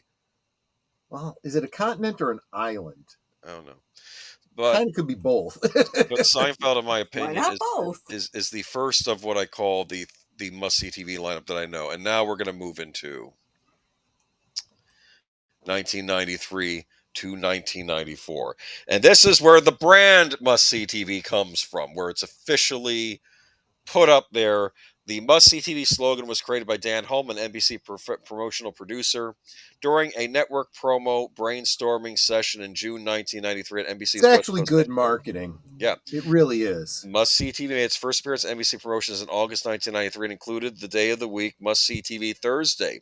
The advertisement ended with the sentence, "Get home early for Must-see TV Thursday." In late summer 93, NBC wanted viewers to tune into an hour prior to Seinfeld and created the Must-see TV slogan to brand the comedy block. The first Must-see TV block promo aired during late summer, repeats and promoted Wings, Seinfeld, Cheers, which also previewed the fall premiere of spinoff Frasier. So Frasier replaces Cheers because it had ended the prior season. So now Frasier, of course, is going to replace Cheers. Frasier, I do consider to be a staple. Wings was probably precursed Friends on Thursday. And a new arrival, Mad About You. So let's get into it. I love Mad About You. So here we are, Mad About You. I guess we were right. It kind of is both. She says that it is an island continent. Yes. Okay. So I know where you're talking about. Yeah. Now I think by the time I started tuning into my must-see TV on Thursday, Mad About You was not on it because I think they moved it to another night. I think that was either a Wednesday night or a Tuesday night to come on NBC, but it did start. I did like Mad About You. Yes. Starts here. Netter and I have come to. Or at least when the show was running, we felt like it was a show about us. Paul Reiser and Helen Hunt. So much like us. Yes. They were so much like us. And a show that takes place in the same narrative universe as Friends. They had crossover. Yes. Yeah, some of these shows you could feel are in the same universe, others aren't. Like, I think Seinfeld is in its own self-contained universe. There's no spin-offs for that. Frasier, of course, being a spin-off of Wings. Cheers. And Wings, exactly. No, I mean, Wings isn't a spin-off. Same universe. But it was same universe, yeah. I mean, because you'd have crossover with characters. I know you're a big fan of Frasier as well, right? I really am. Yeah. I'm a big fan of Kelsey Grammer, period. And of course, you had the Phoebe Ursula character from Friends doing crossovers. Same actress. She played twin sisters. One was on Mad About You. The other was on Friends. Yeah. But yeah. So now it really is 93, 94. Where I think the must-see TV that I knew and grew up, because I see it as a 90s phenomenon. I see certain things as 90s things. I see Simpsons as a 90s thing, even though it's still on the air, which is weird. I see the X-Files as 90s. I see... By the way, I do have all of Mad About You on DVD. Yeah, and I think Frasier's all on DVD. And I remember there was always this thing with Frasier's brother was on it, Niles, right? Right. Who I believe... Yep. I forgot. No, he wasn't. I wonder who did he voice? He voiced somebody on a cartoon. I know. Kelsey Grammer, I believe, voiced Sideshow Bob on He Simpsons. voiced Sideshow Yes. Bob. That's right. Yeah, Niles. Oh gosh, I'm having. Didn't he do one of the voices in Hellboy? He did the voice of. Did he You're do the right. voice of Abe Sapien? Sapien. Abe Yeah. Sapien. Yes. Yeah, that's what it was. But because Kramer was subletting his apartment for Paul. Okay, from Paul. Okay, interesting. Oh, that's right. That's right. Yeah.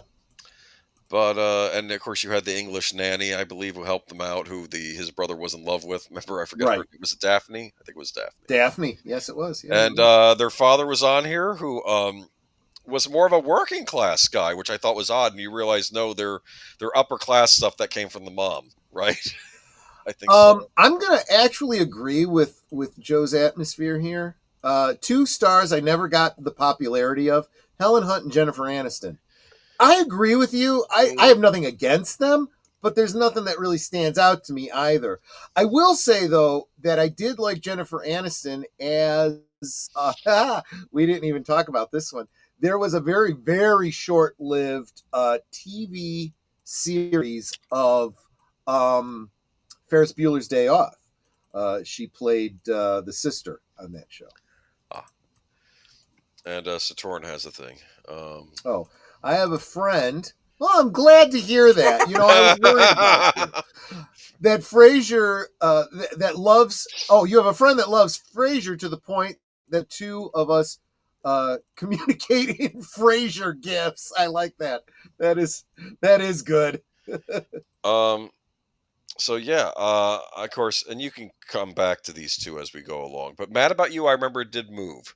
It did move to another night. It was still a very popular NBC show, but Yeah. it was Must See Tuesday, which I'm not talking about here. 1994 to 1995, and it's at the tail end of 95 when in fact, I started watching things during the summer.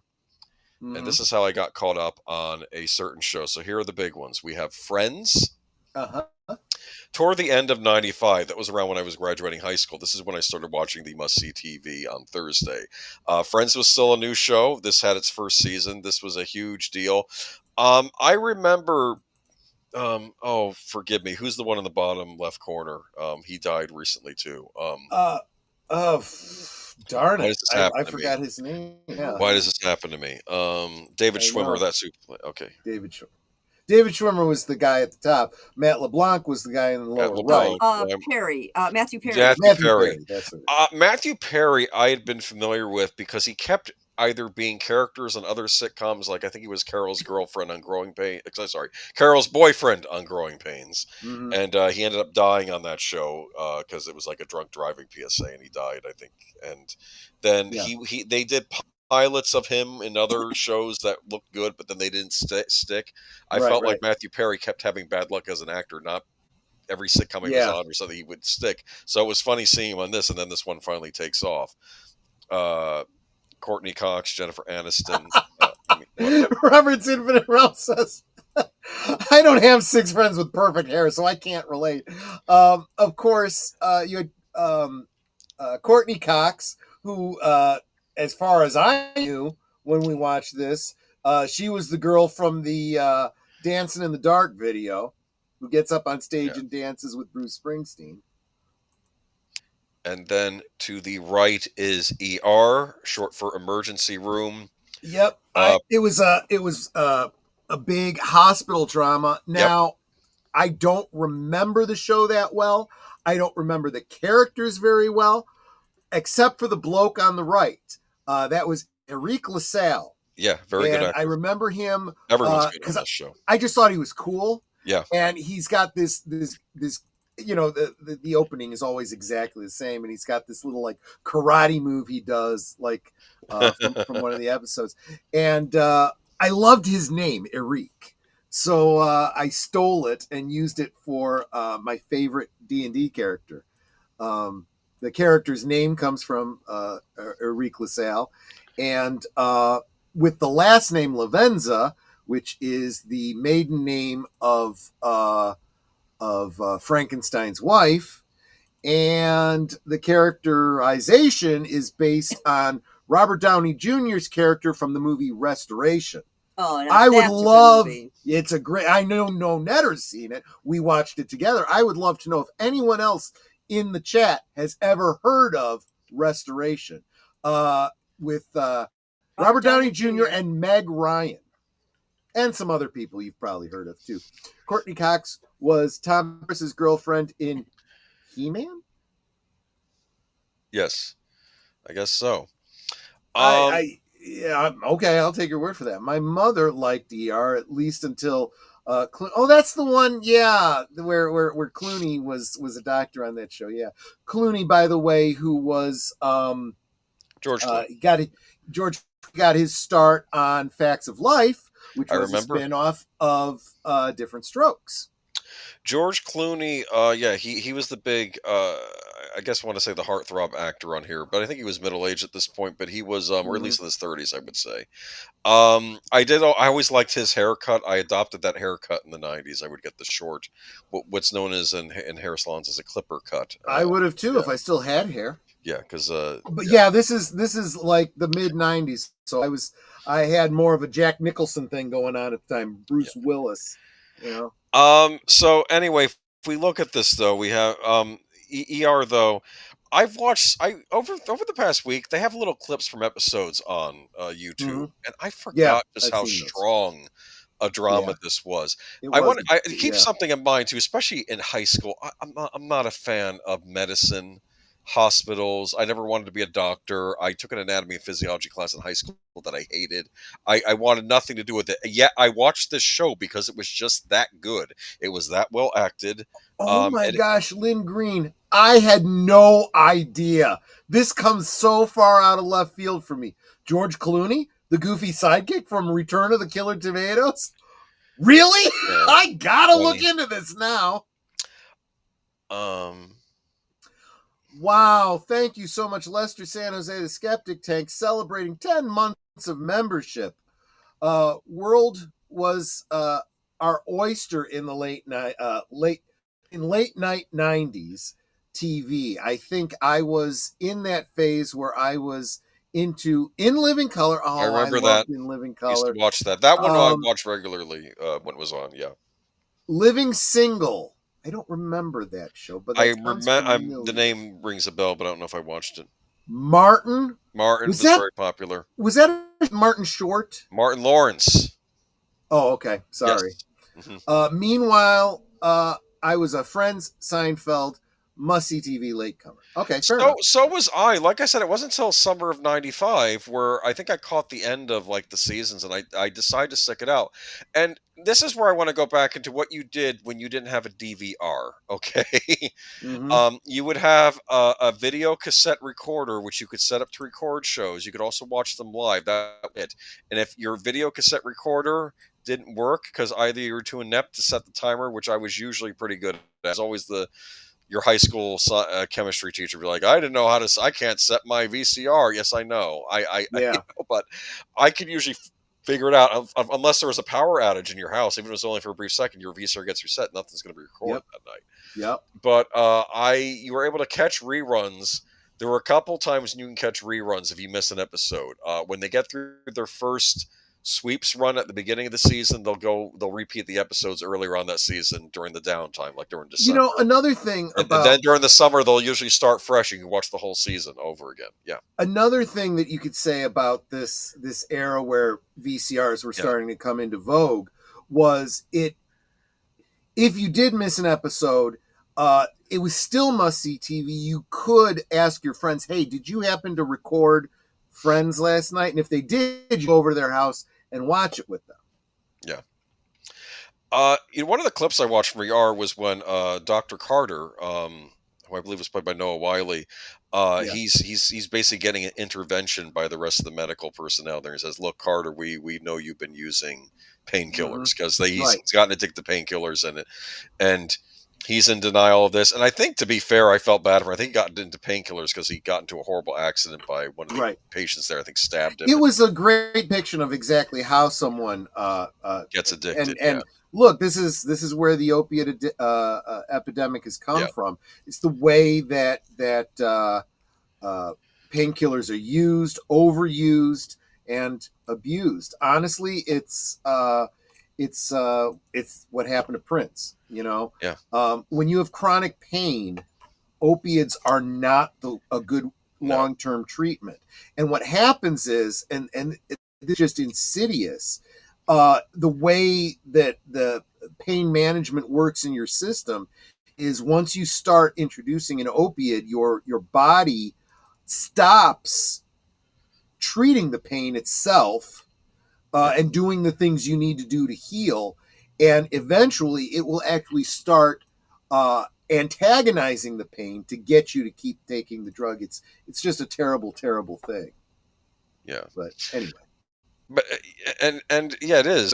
He basically, everyone's saying, there's a clinic. I think in Florida, so they're going to send him to a clinic, and so 3 months and get clean, and you can come back. Or so, what if I don't? I'm fired. Yes, you are if you don't do this.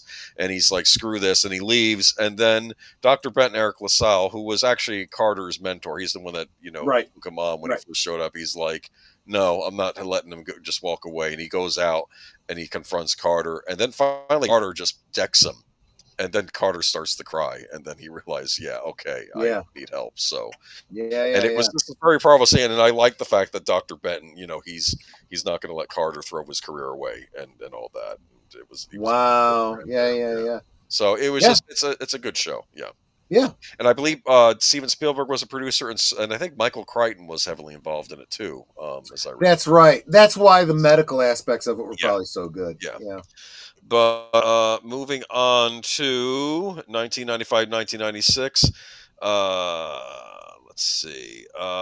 This is where we start having shows that I just didn't watch. This is actually a great point. Robert's Infinite Realm says, the thing is, you could miss an episode in those days, and often it wasn't a big deal. Yes. It was only when actors left or written out that it still wasn't really a big deal. It was like, what happened to them? And it was just usually the one episode you missed, and someone could fill you in on that minor detail.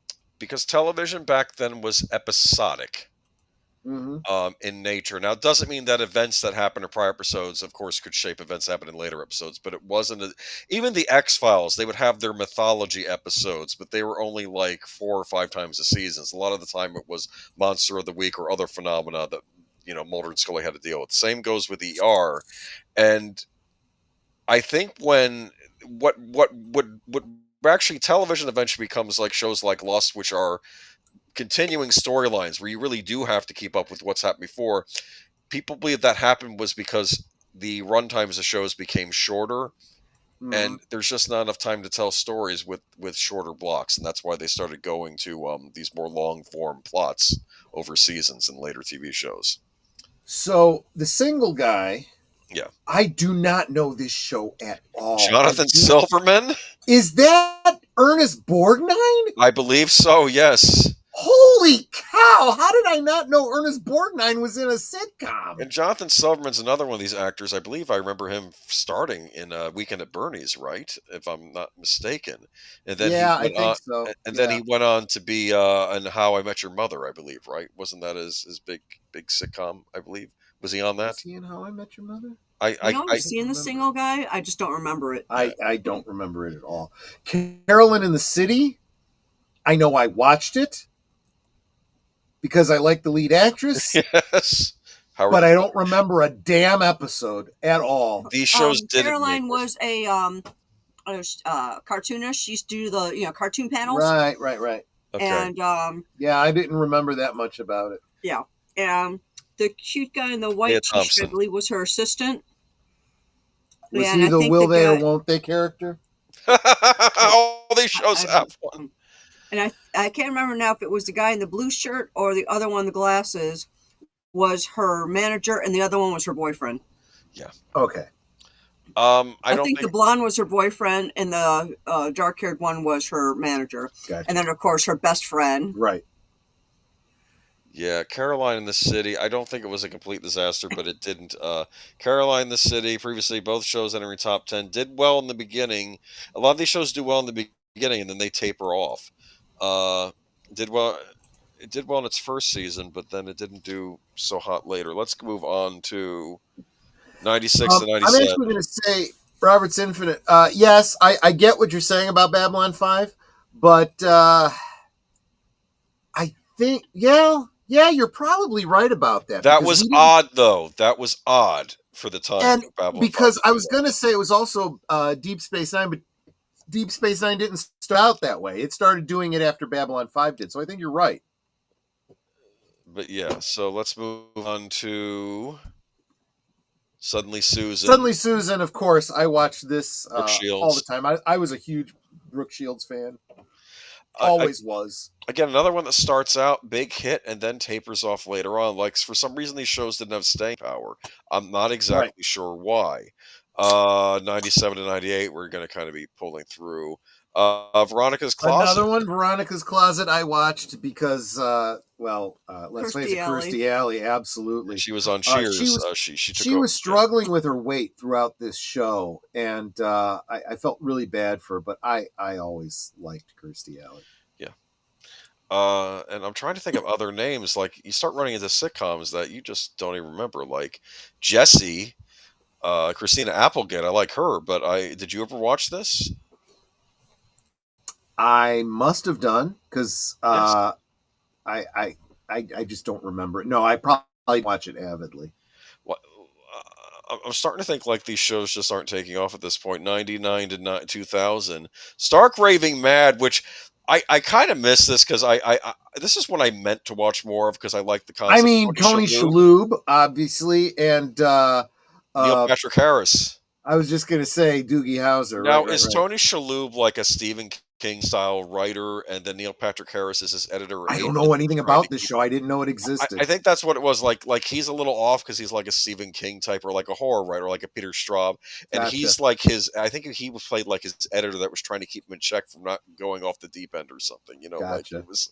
I could be wrong there, and I don't know if he had spent time in a. Lester is asking, is that Reese Witherspoon?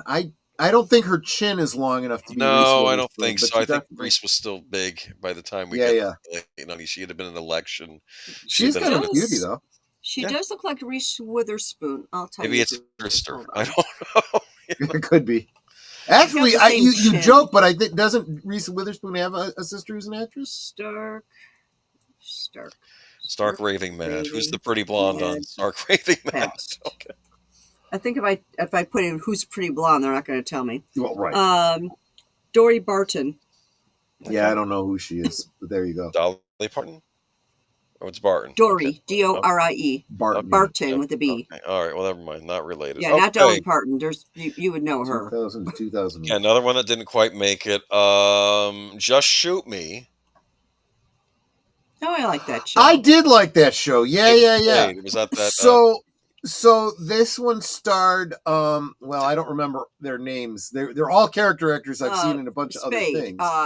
David Spade. David Spade. The dude in the middle, is that the one that played the father in Veronica Mars? Yeah. He was also with Tony Shalhoub in Galaxy Quest. He was the head of the alien group.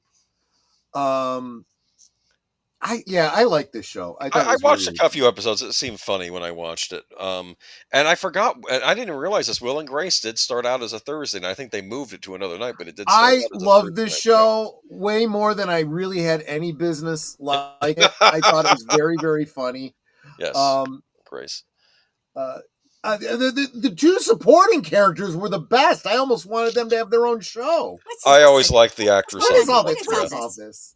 You know, the way she would drink. It kind of reminded me of like an American Ab Fab. The thing that got me is that she wouldn't call her staff by their names. It would be like, instead of, John or, by their last name, like a butler, Smith or whatever. She'd be like chauffeur, pilot, cook. Well, it was because she was so full of herself, but she was also so full of booze. Very rich.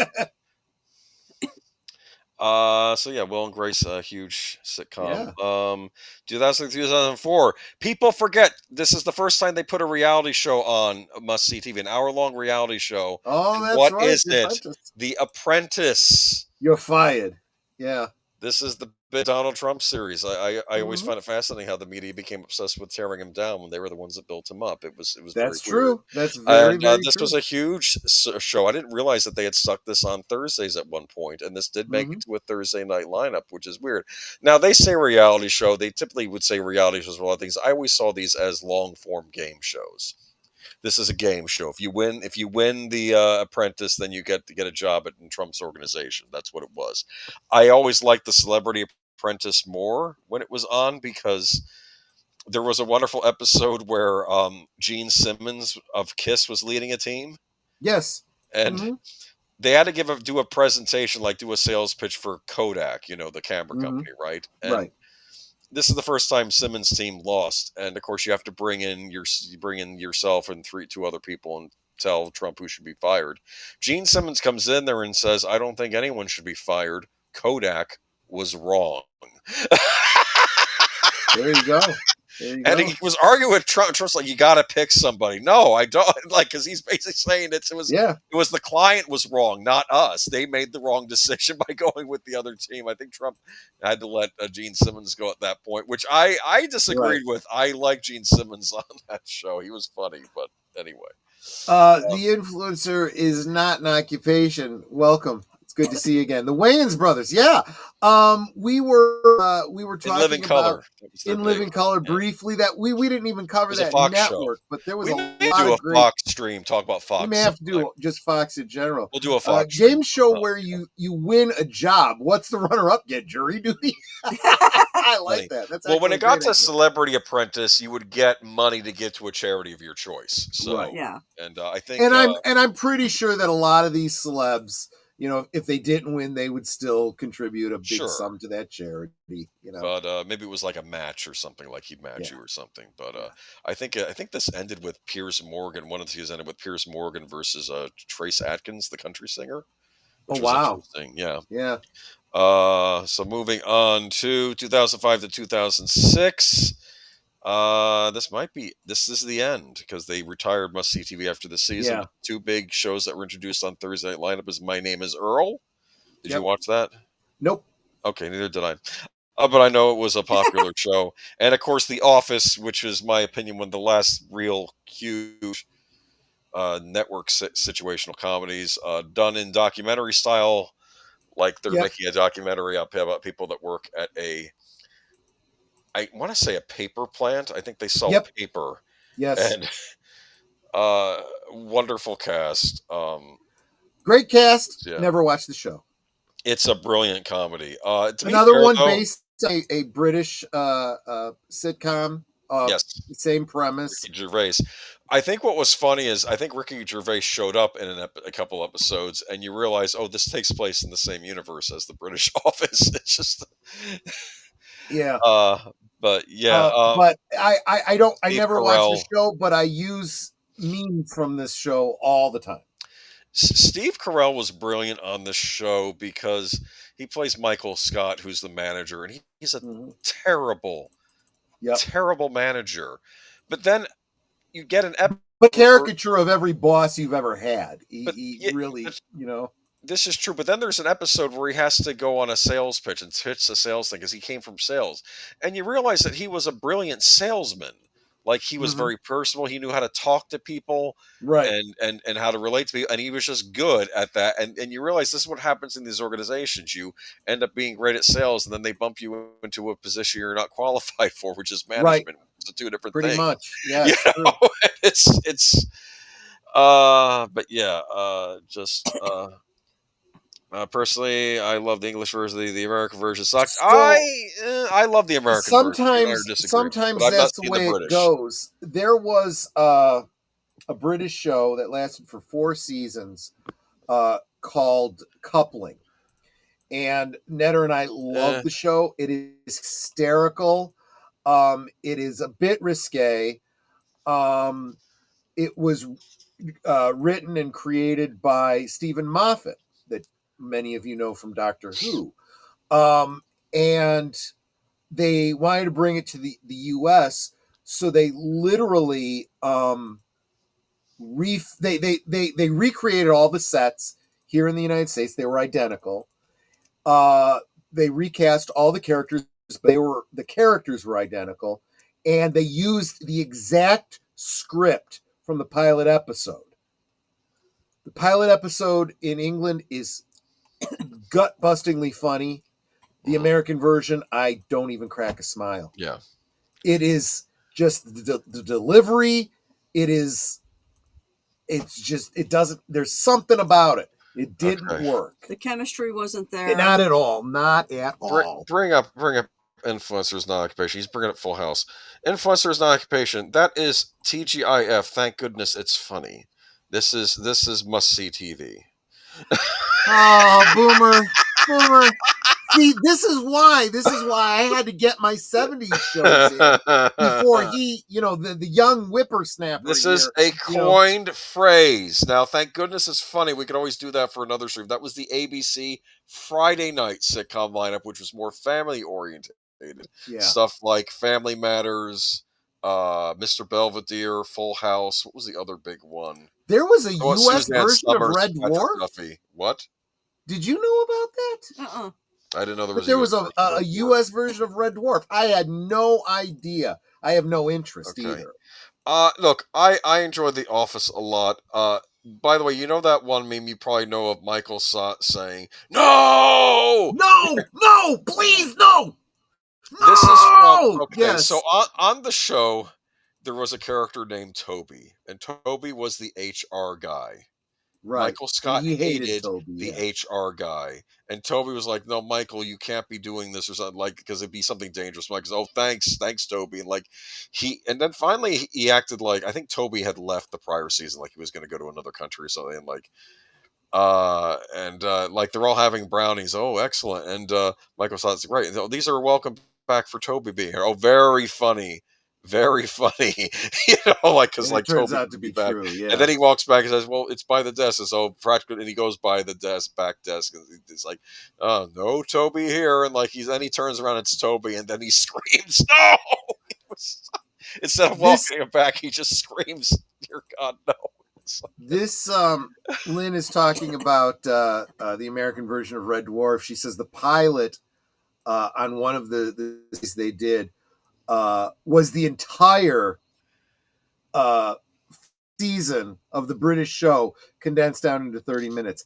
That had to suck. And I'll tell you, I've seen things like that before. I'll tell you why they did that. They wanted to get through the basic story to get you up to date so they could tell their own stories, which is a horrible, stupid reason to do it. I remember when they made Stephen King's It. I had read the book. It, right?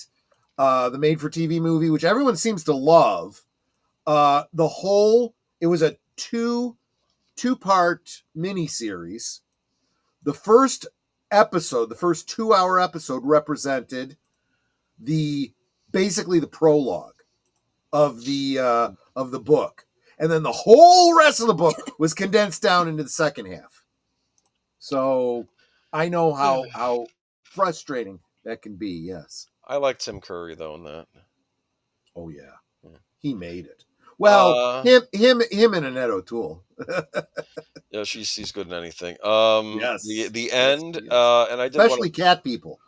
Yes, I do have this one last pick here for me. This is must see TV. This is these are the shows these are the big ones. This is Friends. Yeah. This is Seinfeld. This is Frasier. And whatever alternating sitcom, which we never know. And then, of course, ER as your drama at 10 p.m. And I miss this model of television. You get your comedies for the first 2 hours, and then at the 10 o'clock slot, you get a serious drama that you can enjoy. And a lot of networks kind of followed this format. I don't remember what the practice was on. Was that NBC or was that ABC? But funny enough, it was a David E. Kelly lawyer show, but and they would have cameos like in Alan McBeal and all that, but Alan McBeal was Fox. But I miss the 90s. Yes. Lynn, are you saying Terry Farrell, as in Jadzia Dax, was the one that played Kat in the American version? They gender and race swapped Kat? Probably. Although I would love to see Terry Farrell's take on Kat. That would be That would Terry be Farrell, was she the second Dax or the first one? No, she was the first. Yeah. She was on Well, some other show after Deep Space Nine. She was on a sitcom, I believe. I don't remember a sitcom. I remember that she was in the movie Hellraiser 3. I remember her in Hellraiser but 3. I remember a lot of Hellraiser 3. I like Hellraiser 3, even though it's I not. do too. I'm not going to say it's as good as the first two, but I enjoy it for what it is. And there's that Joey Ramone, the guy that owns the club. Remember that? Yeah. That's a good movie. I think when we get to October, we'll have to do a stream specifically about the Hellraiser series. That might be an idea. Yeah. Yeah. But yeah, I think it's time we did Hellraiser. But this is it. I feel we've lost something with modern TV, and I blame streaming. There was streaming. There was a social aspect to the must-see TV concept, that appointment television. Television, yes. You had to watch it on this date because then the following day at work or school, you could talk to your friends about the show. And then what was the last huge appointment television show? Might have been Game of Thrones, because even though there was a cable series, you did have to watch it on a Sunday night. Yeah, see, that was the thing about it was a cable show. It wasn't really a streaming show. No, it wasn't. That's the thing. A lot of the HBO shows are cable show. And they would release unlike what we were talking about in the 70s and 80s and maybe a little bit in the 90s. You didn't have the ability to record it, but eventually you did. But you still, even if you recorded it, wanted to watch it before you got together with your friends so you could talk about it.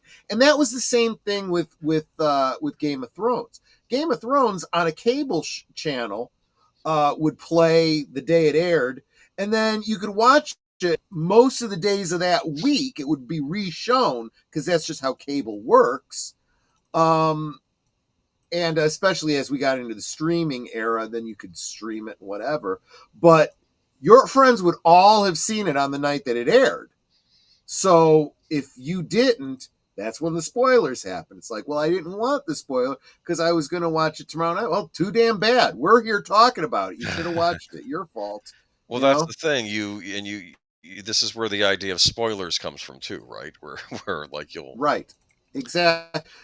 Spoilers, like I said, were never a problem before because you didn't have the option to watch it when you wanted to. Yeah. So you had to be filled in by your friends so you could be part of that conversation. And you wanted to know. Yeah. But then when it became you had the ability to watch when you wanted, then you felt like you had the right to not have the trickening or the whatever spoiled for you. And it's like, screw you. We all watched it. You don't like it, stick your fingers in your ear and go la la la somewhere because we're here to talk about it. And that's where it starts to the social dynamic starts to fall apart step by step. No, what was Patrick Duffy, Suzanne Summers, blended family, situational comedy. Oh, that's right. I did like that show. That was on TGIF. Yeah. That was a TGIF series. That was the first one I couldn't think of. Mr. Belvedere, Step by Step. It was because I think there was an episode of Family Matters where Urkel blasts off at the end, and then the beginning of the episode of Step by Step, he crashes into their picnic table while they're. That's actually kind of funny. That's actually kind of funny. I remember that. But it's just I feel television's lost some of its magic because of streaming, and maybe that'll come back. I keep thinking they're going to recognize streaming is just not. I mean, think about the TV shows people talk about, though. They're talking about Netflix series now, if they talk about anything. Because what's the biggest show of this decade, as far as I'm concerned? It's Cobra Kai. Yeah, I mean, which I'm still behind on. I finished it today. You will not be disappointed. Oh, I'm sure I won't. I will. Well, and if nothing else, I will definitely be getting the DVDs because I've got all the other seasons. So yeah, I've enjoyed it. Whoever would have thought a show about Johnny Lawrence would make you root for Johnny Lawrence, but it does. But it's good writing. Yes, it's good writing. And now I guess that's going to segue into the new Karate Kid coming out too. Yeah, but Cobra Kai and Bluey. Yeah, I I've don't not even watched know. Bluey. That's on. I've never That's a seen Disney. Bluey. That's a very popular Australian kids show that's on Disney Plus. Uh, and that's it though. And appointment television. I mean, We it's may like have to what's revisit left. this for some of the other networks and whatnot, but this whole idea of coming together. I mean, and I guess in a way, these kinds of shows, these what we're doing here, it's kind of become must see YouTube, must see whatever, Must see streaming. I guess. But it's you're talking about the topic at the time together. So I again trying to keep those kinds of things alive because we've kind of lost out on that. I finished Andor, really good, but won't save Star Wars. Yeah, well, this is what I'm starting to realize. Disney has done so much damage to their brand that people are staying away from good stuff that they do because they're so few and far between. I've had a lot of people say that the Thunderbolts was good, but nobody wants to go see it because they've lost the momentum. Everything else they've done has sucked so bad. Why are they going to go see the one show about a bunch of characters they don't know that is going to lead into a bunch of other crap they don't want to see? And the same thing with Andor. Everyone's saying Andor is so good, but everyone is saying, yeah, but we know where Star Wars goes. It all leads to the sequel trilogy, so who gives a crap anymore? So I met David Hyde Pierce, who played Fraser's brother in real life at DC Planet Hollywood. Oh, that's neat. oh, that's pretty cool. But yeah, and that's must see TV. This was the big this was a big thing in the '90s. There were other big things in the '90s, and I kind of miss it. I kind of miss appointment television, and I'm trying to think of what's currently appointment television right now. There isn't anything, at least not on terrestrial television anymore. Because with Netflix, you just binge it. With Netflix, you binge it because they just put the whole season on there, which in some ways it's so is good. difficult because not everyone has the same availability for binging, and now there's almost this realization that you have you seen it all? You haven't seen it all yet. Okay, I won't say anything. Well, by the time I've finished seeing it, you're already on to something else, and maybe you don't want to talk about it anymore. It really kills, all of that. I don't know. I just, I don't know. But, what do we got coming up, my friend? What do you have coming up tomorrow? First, tomorrow night, or I guess later tonight for some of y'all, over on Big Al's channel, we'll be watching Fantastic Voyage. Because it's for Al, this is Miniaturization May. Sunday, we will be watching. We'll be talking about a lot of people who have died. Unfortunately, yes. And a we lot have of other game stories. news. Some game news, Sony statements about why price increases are happening, which I'm sure Troy. I told you it was coming. Say what you want about Nintendo. They have never admitted they've said no. The price has nothing to do with tariffs. They have said that, where Sony seems to be singing a different tune. We'll talk about it on Sunday. Whatever reason they give, it's still not honest.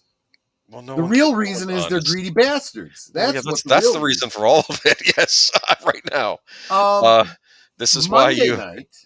Don't be abused. You're the customer, people. Remember that. Right. And also, of course, the big change. The Max. Time Warner Discovery's Max is Warner Brothers Discovery Max is going through another name change. You'll be excited to find out what the new name is. Now Monday night. Monday night, actually, I'll be on with you. Monday night, we'll be celebrating Aged Boomer's birthday. Woohoo! And it looks like we will be watching Bad Ronald. Is the poll still up? Can people still vote? The poll up. You can still vote, but Nightmares has 0 votes. And the car is at least a vote or two behind Bad Okay, Ronald. I have to now go to Troy's So channel. members, if you are interested in the poll and you're going to be joining us, you might want to vote. I want to look at what these 3 movies are.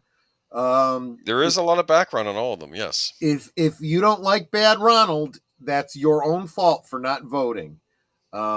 This is a democracy on listen, members' night at the movies. We are not influencing the vote here. You vote for what you think we should watch. Yeah, I am just saying, if you don't vote, it's your own fault. I have given you 3 choices here because I didn't just want to pick one.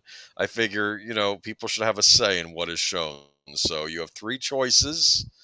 And I'm not going to say I'll reveal on Monday night which the one you should have voted for is, but we'll see if you guys go with that. All right. Well, it appears the car is like Christine. Kind of, yeah. Quiet, you. No spoilers. I'll talk about all 3 of them. Nightmares is an anthology film, and Bad Ronald is a made-for-TV. 1974. 1974 made-for-TV is really all you need to hear about things. That's well, I'm sure you know a bit about that, right? Did you used to watch these movies on TV? Yes. Yeah. Maybe you saw like this Mazes one and Monsters. That is also not a good movie. We did that one once for my birthday. We did. Yes. We did. It's kind of painful. It's kind of painful. But if you like, but you know what? This is Boomer. If this is what he wants for his birthday, I then gave 3 choices. God love him. God love him. Yeah, crazy bastard, you. I don't know. You know what would be a cool double feature, but I didn't pick these, would have been Race for Your Life, Charlie Brown, and Race with the Devil, which both came out in summer Those are 2 when I was very born. different movies. But they're all about racing, and they both came out the summer I was born. Yeah. Or I was born in the spring, obviously, but yeah, after I was born. All right. Tuesday night, Sparkwood 21. Sparkwood 21, though we have to touch base with deleted scenes because we don't know exactly what the topic is going to be, followed by the next episode of Lake 7. Cool. I'm unaware of anything going on Wednesday. Thursday will be a special pre-recorded episode of Netters Network. We will be interviewing Charlotte Nightstar, the werewolf. Oh, cool. We will be in the chat live with all of you, but we won't be able to, heck, I think we could even bring up comments during it. I don't know. We'll see. I've never tried doing that before, but we obviously won't be able to respond to you verbally because it'll be pre-recorded. I voted. Oh no. What did you do, Netter? Let's see.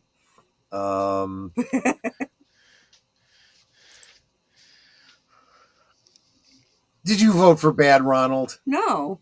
Oh, you voted for Nightmares. Okay. Nightmares, yeah. Okay, there you go. I looked at synopsis for all 3 of them, and that one sounds the most interesting to me.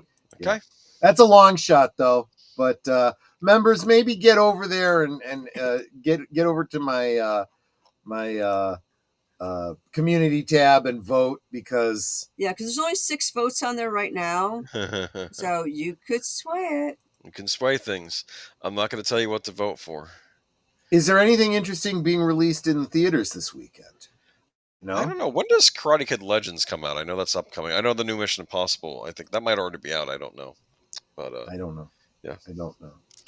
I know Karate Kid Legends is coming out soon. So that brings us to Wednesday. Nothing going on Wednesday. Thursday, you already did that. No, we already covered next Friday. Next Friday. Yeah. I had a couple topic ideas. I think we. Oh, actually, I've got an idea. Unless what you have in mind. We can postpone it. It's fine. It's nothing. What I'd like to do next week is I'd like to have a couple guests on. We had a chat during Liquid Lunch this week. We were talking about fan films. Oh, cool. And, do that. Mikey, Sue's 4, and Clifton 3D both big in fan films, have a lot of experience in that. And they said if ever they both said, hey, if you do another stream on this, and I'd love to be a guest. So I'm like, well, why don't we just make this a Friday thing if this is that big a topic? So next week we'll be talking fan films again with Mikey Sues and Clifton 3D. Cool.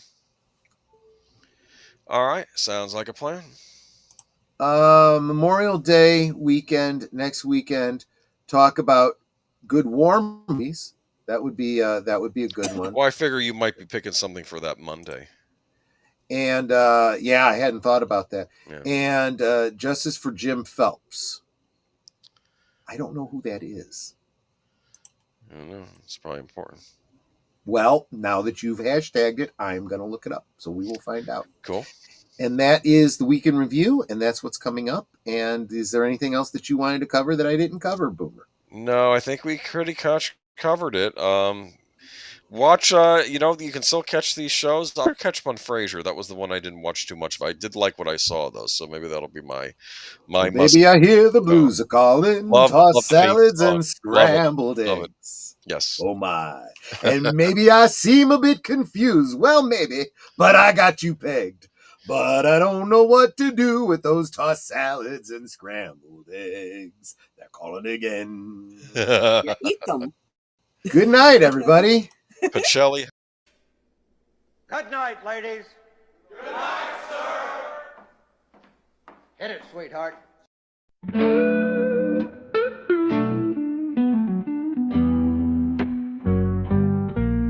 The neon lights are fading, closing time is near.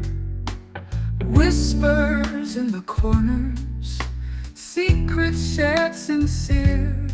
The bartender's polishing the final glass. Time slips away like moving through the grass.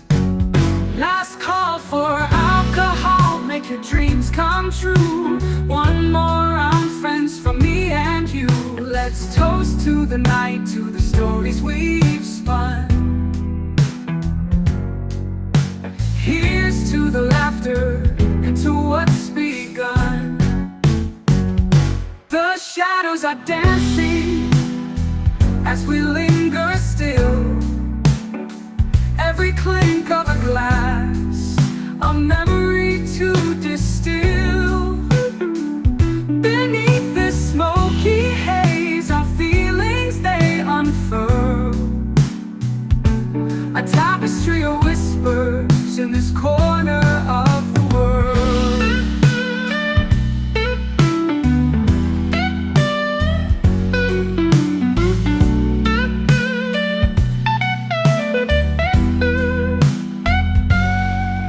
The jukebox serenades us with a final tune, crooning to the lonely and the lovers under the moon. With every soft note, the end draws ever near.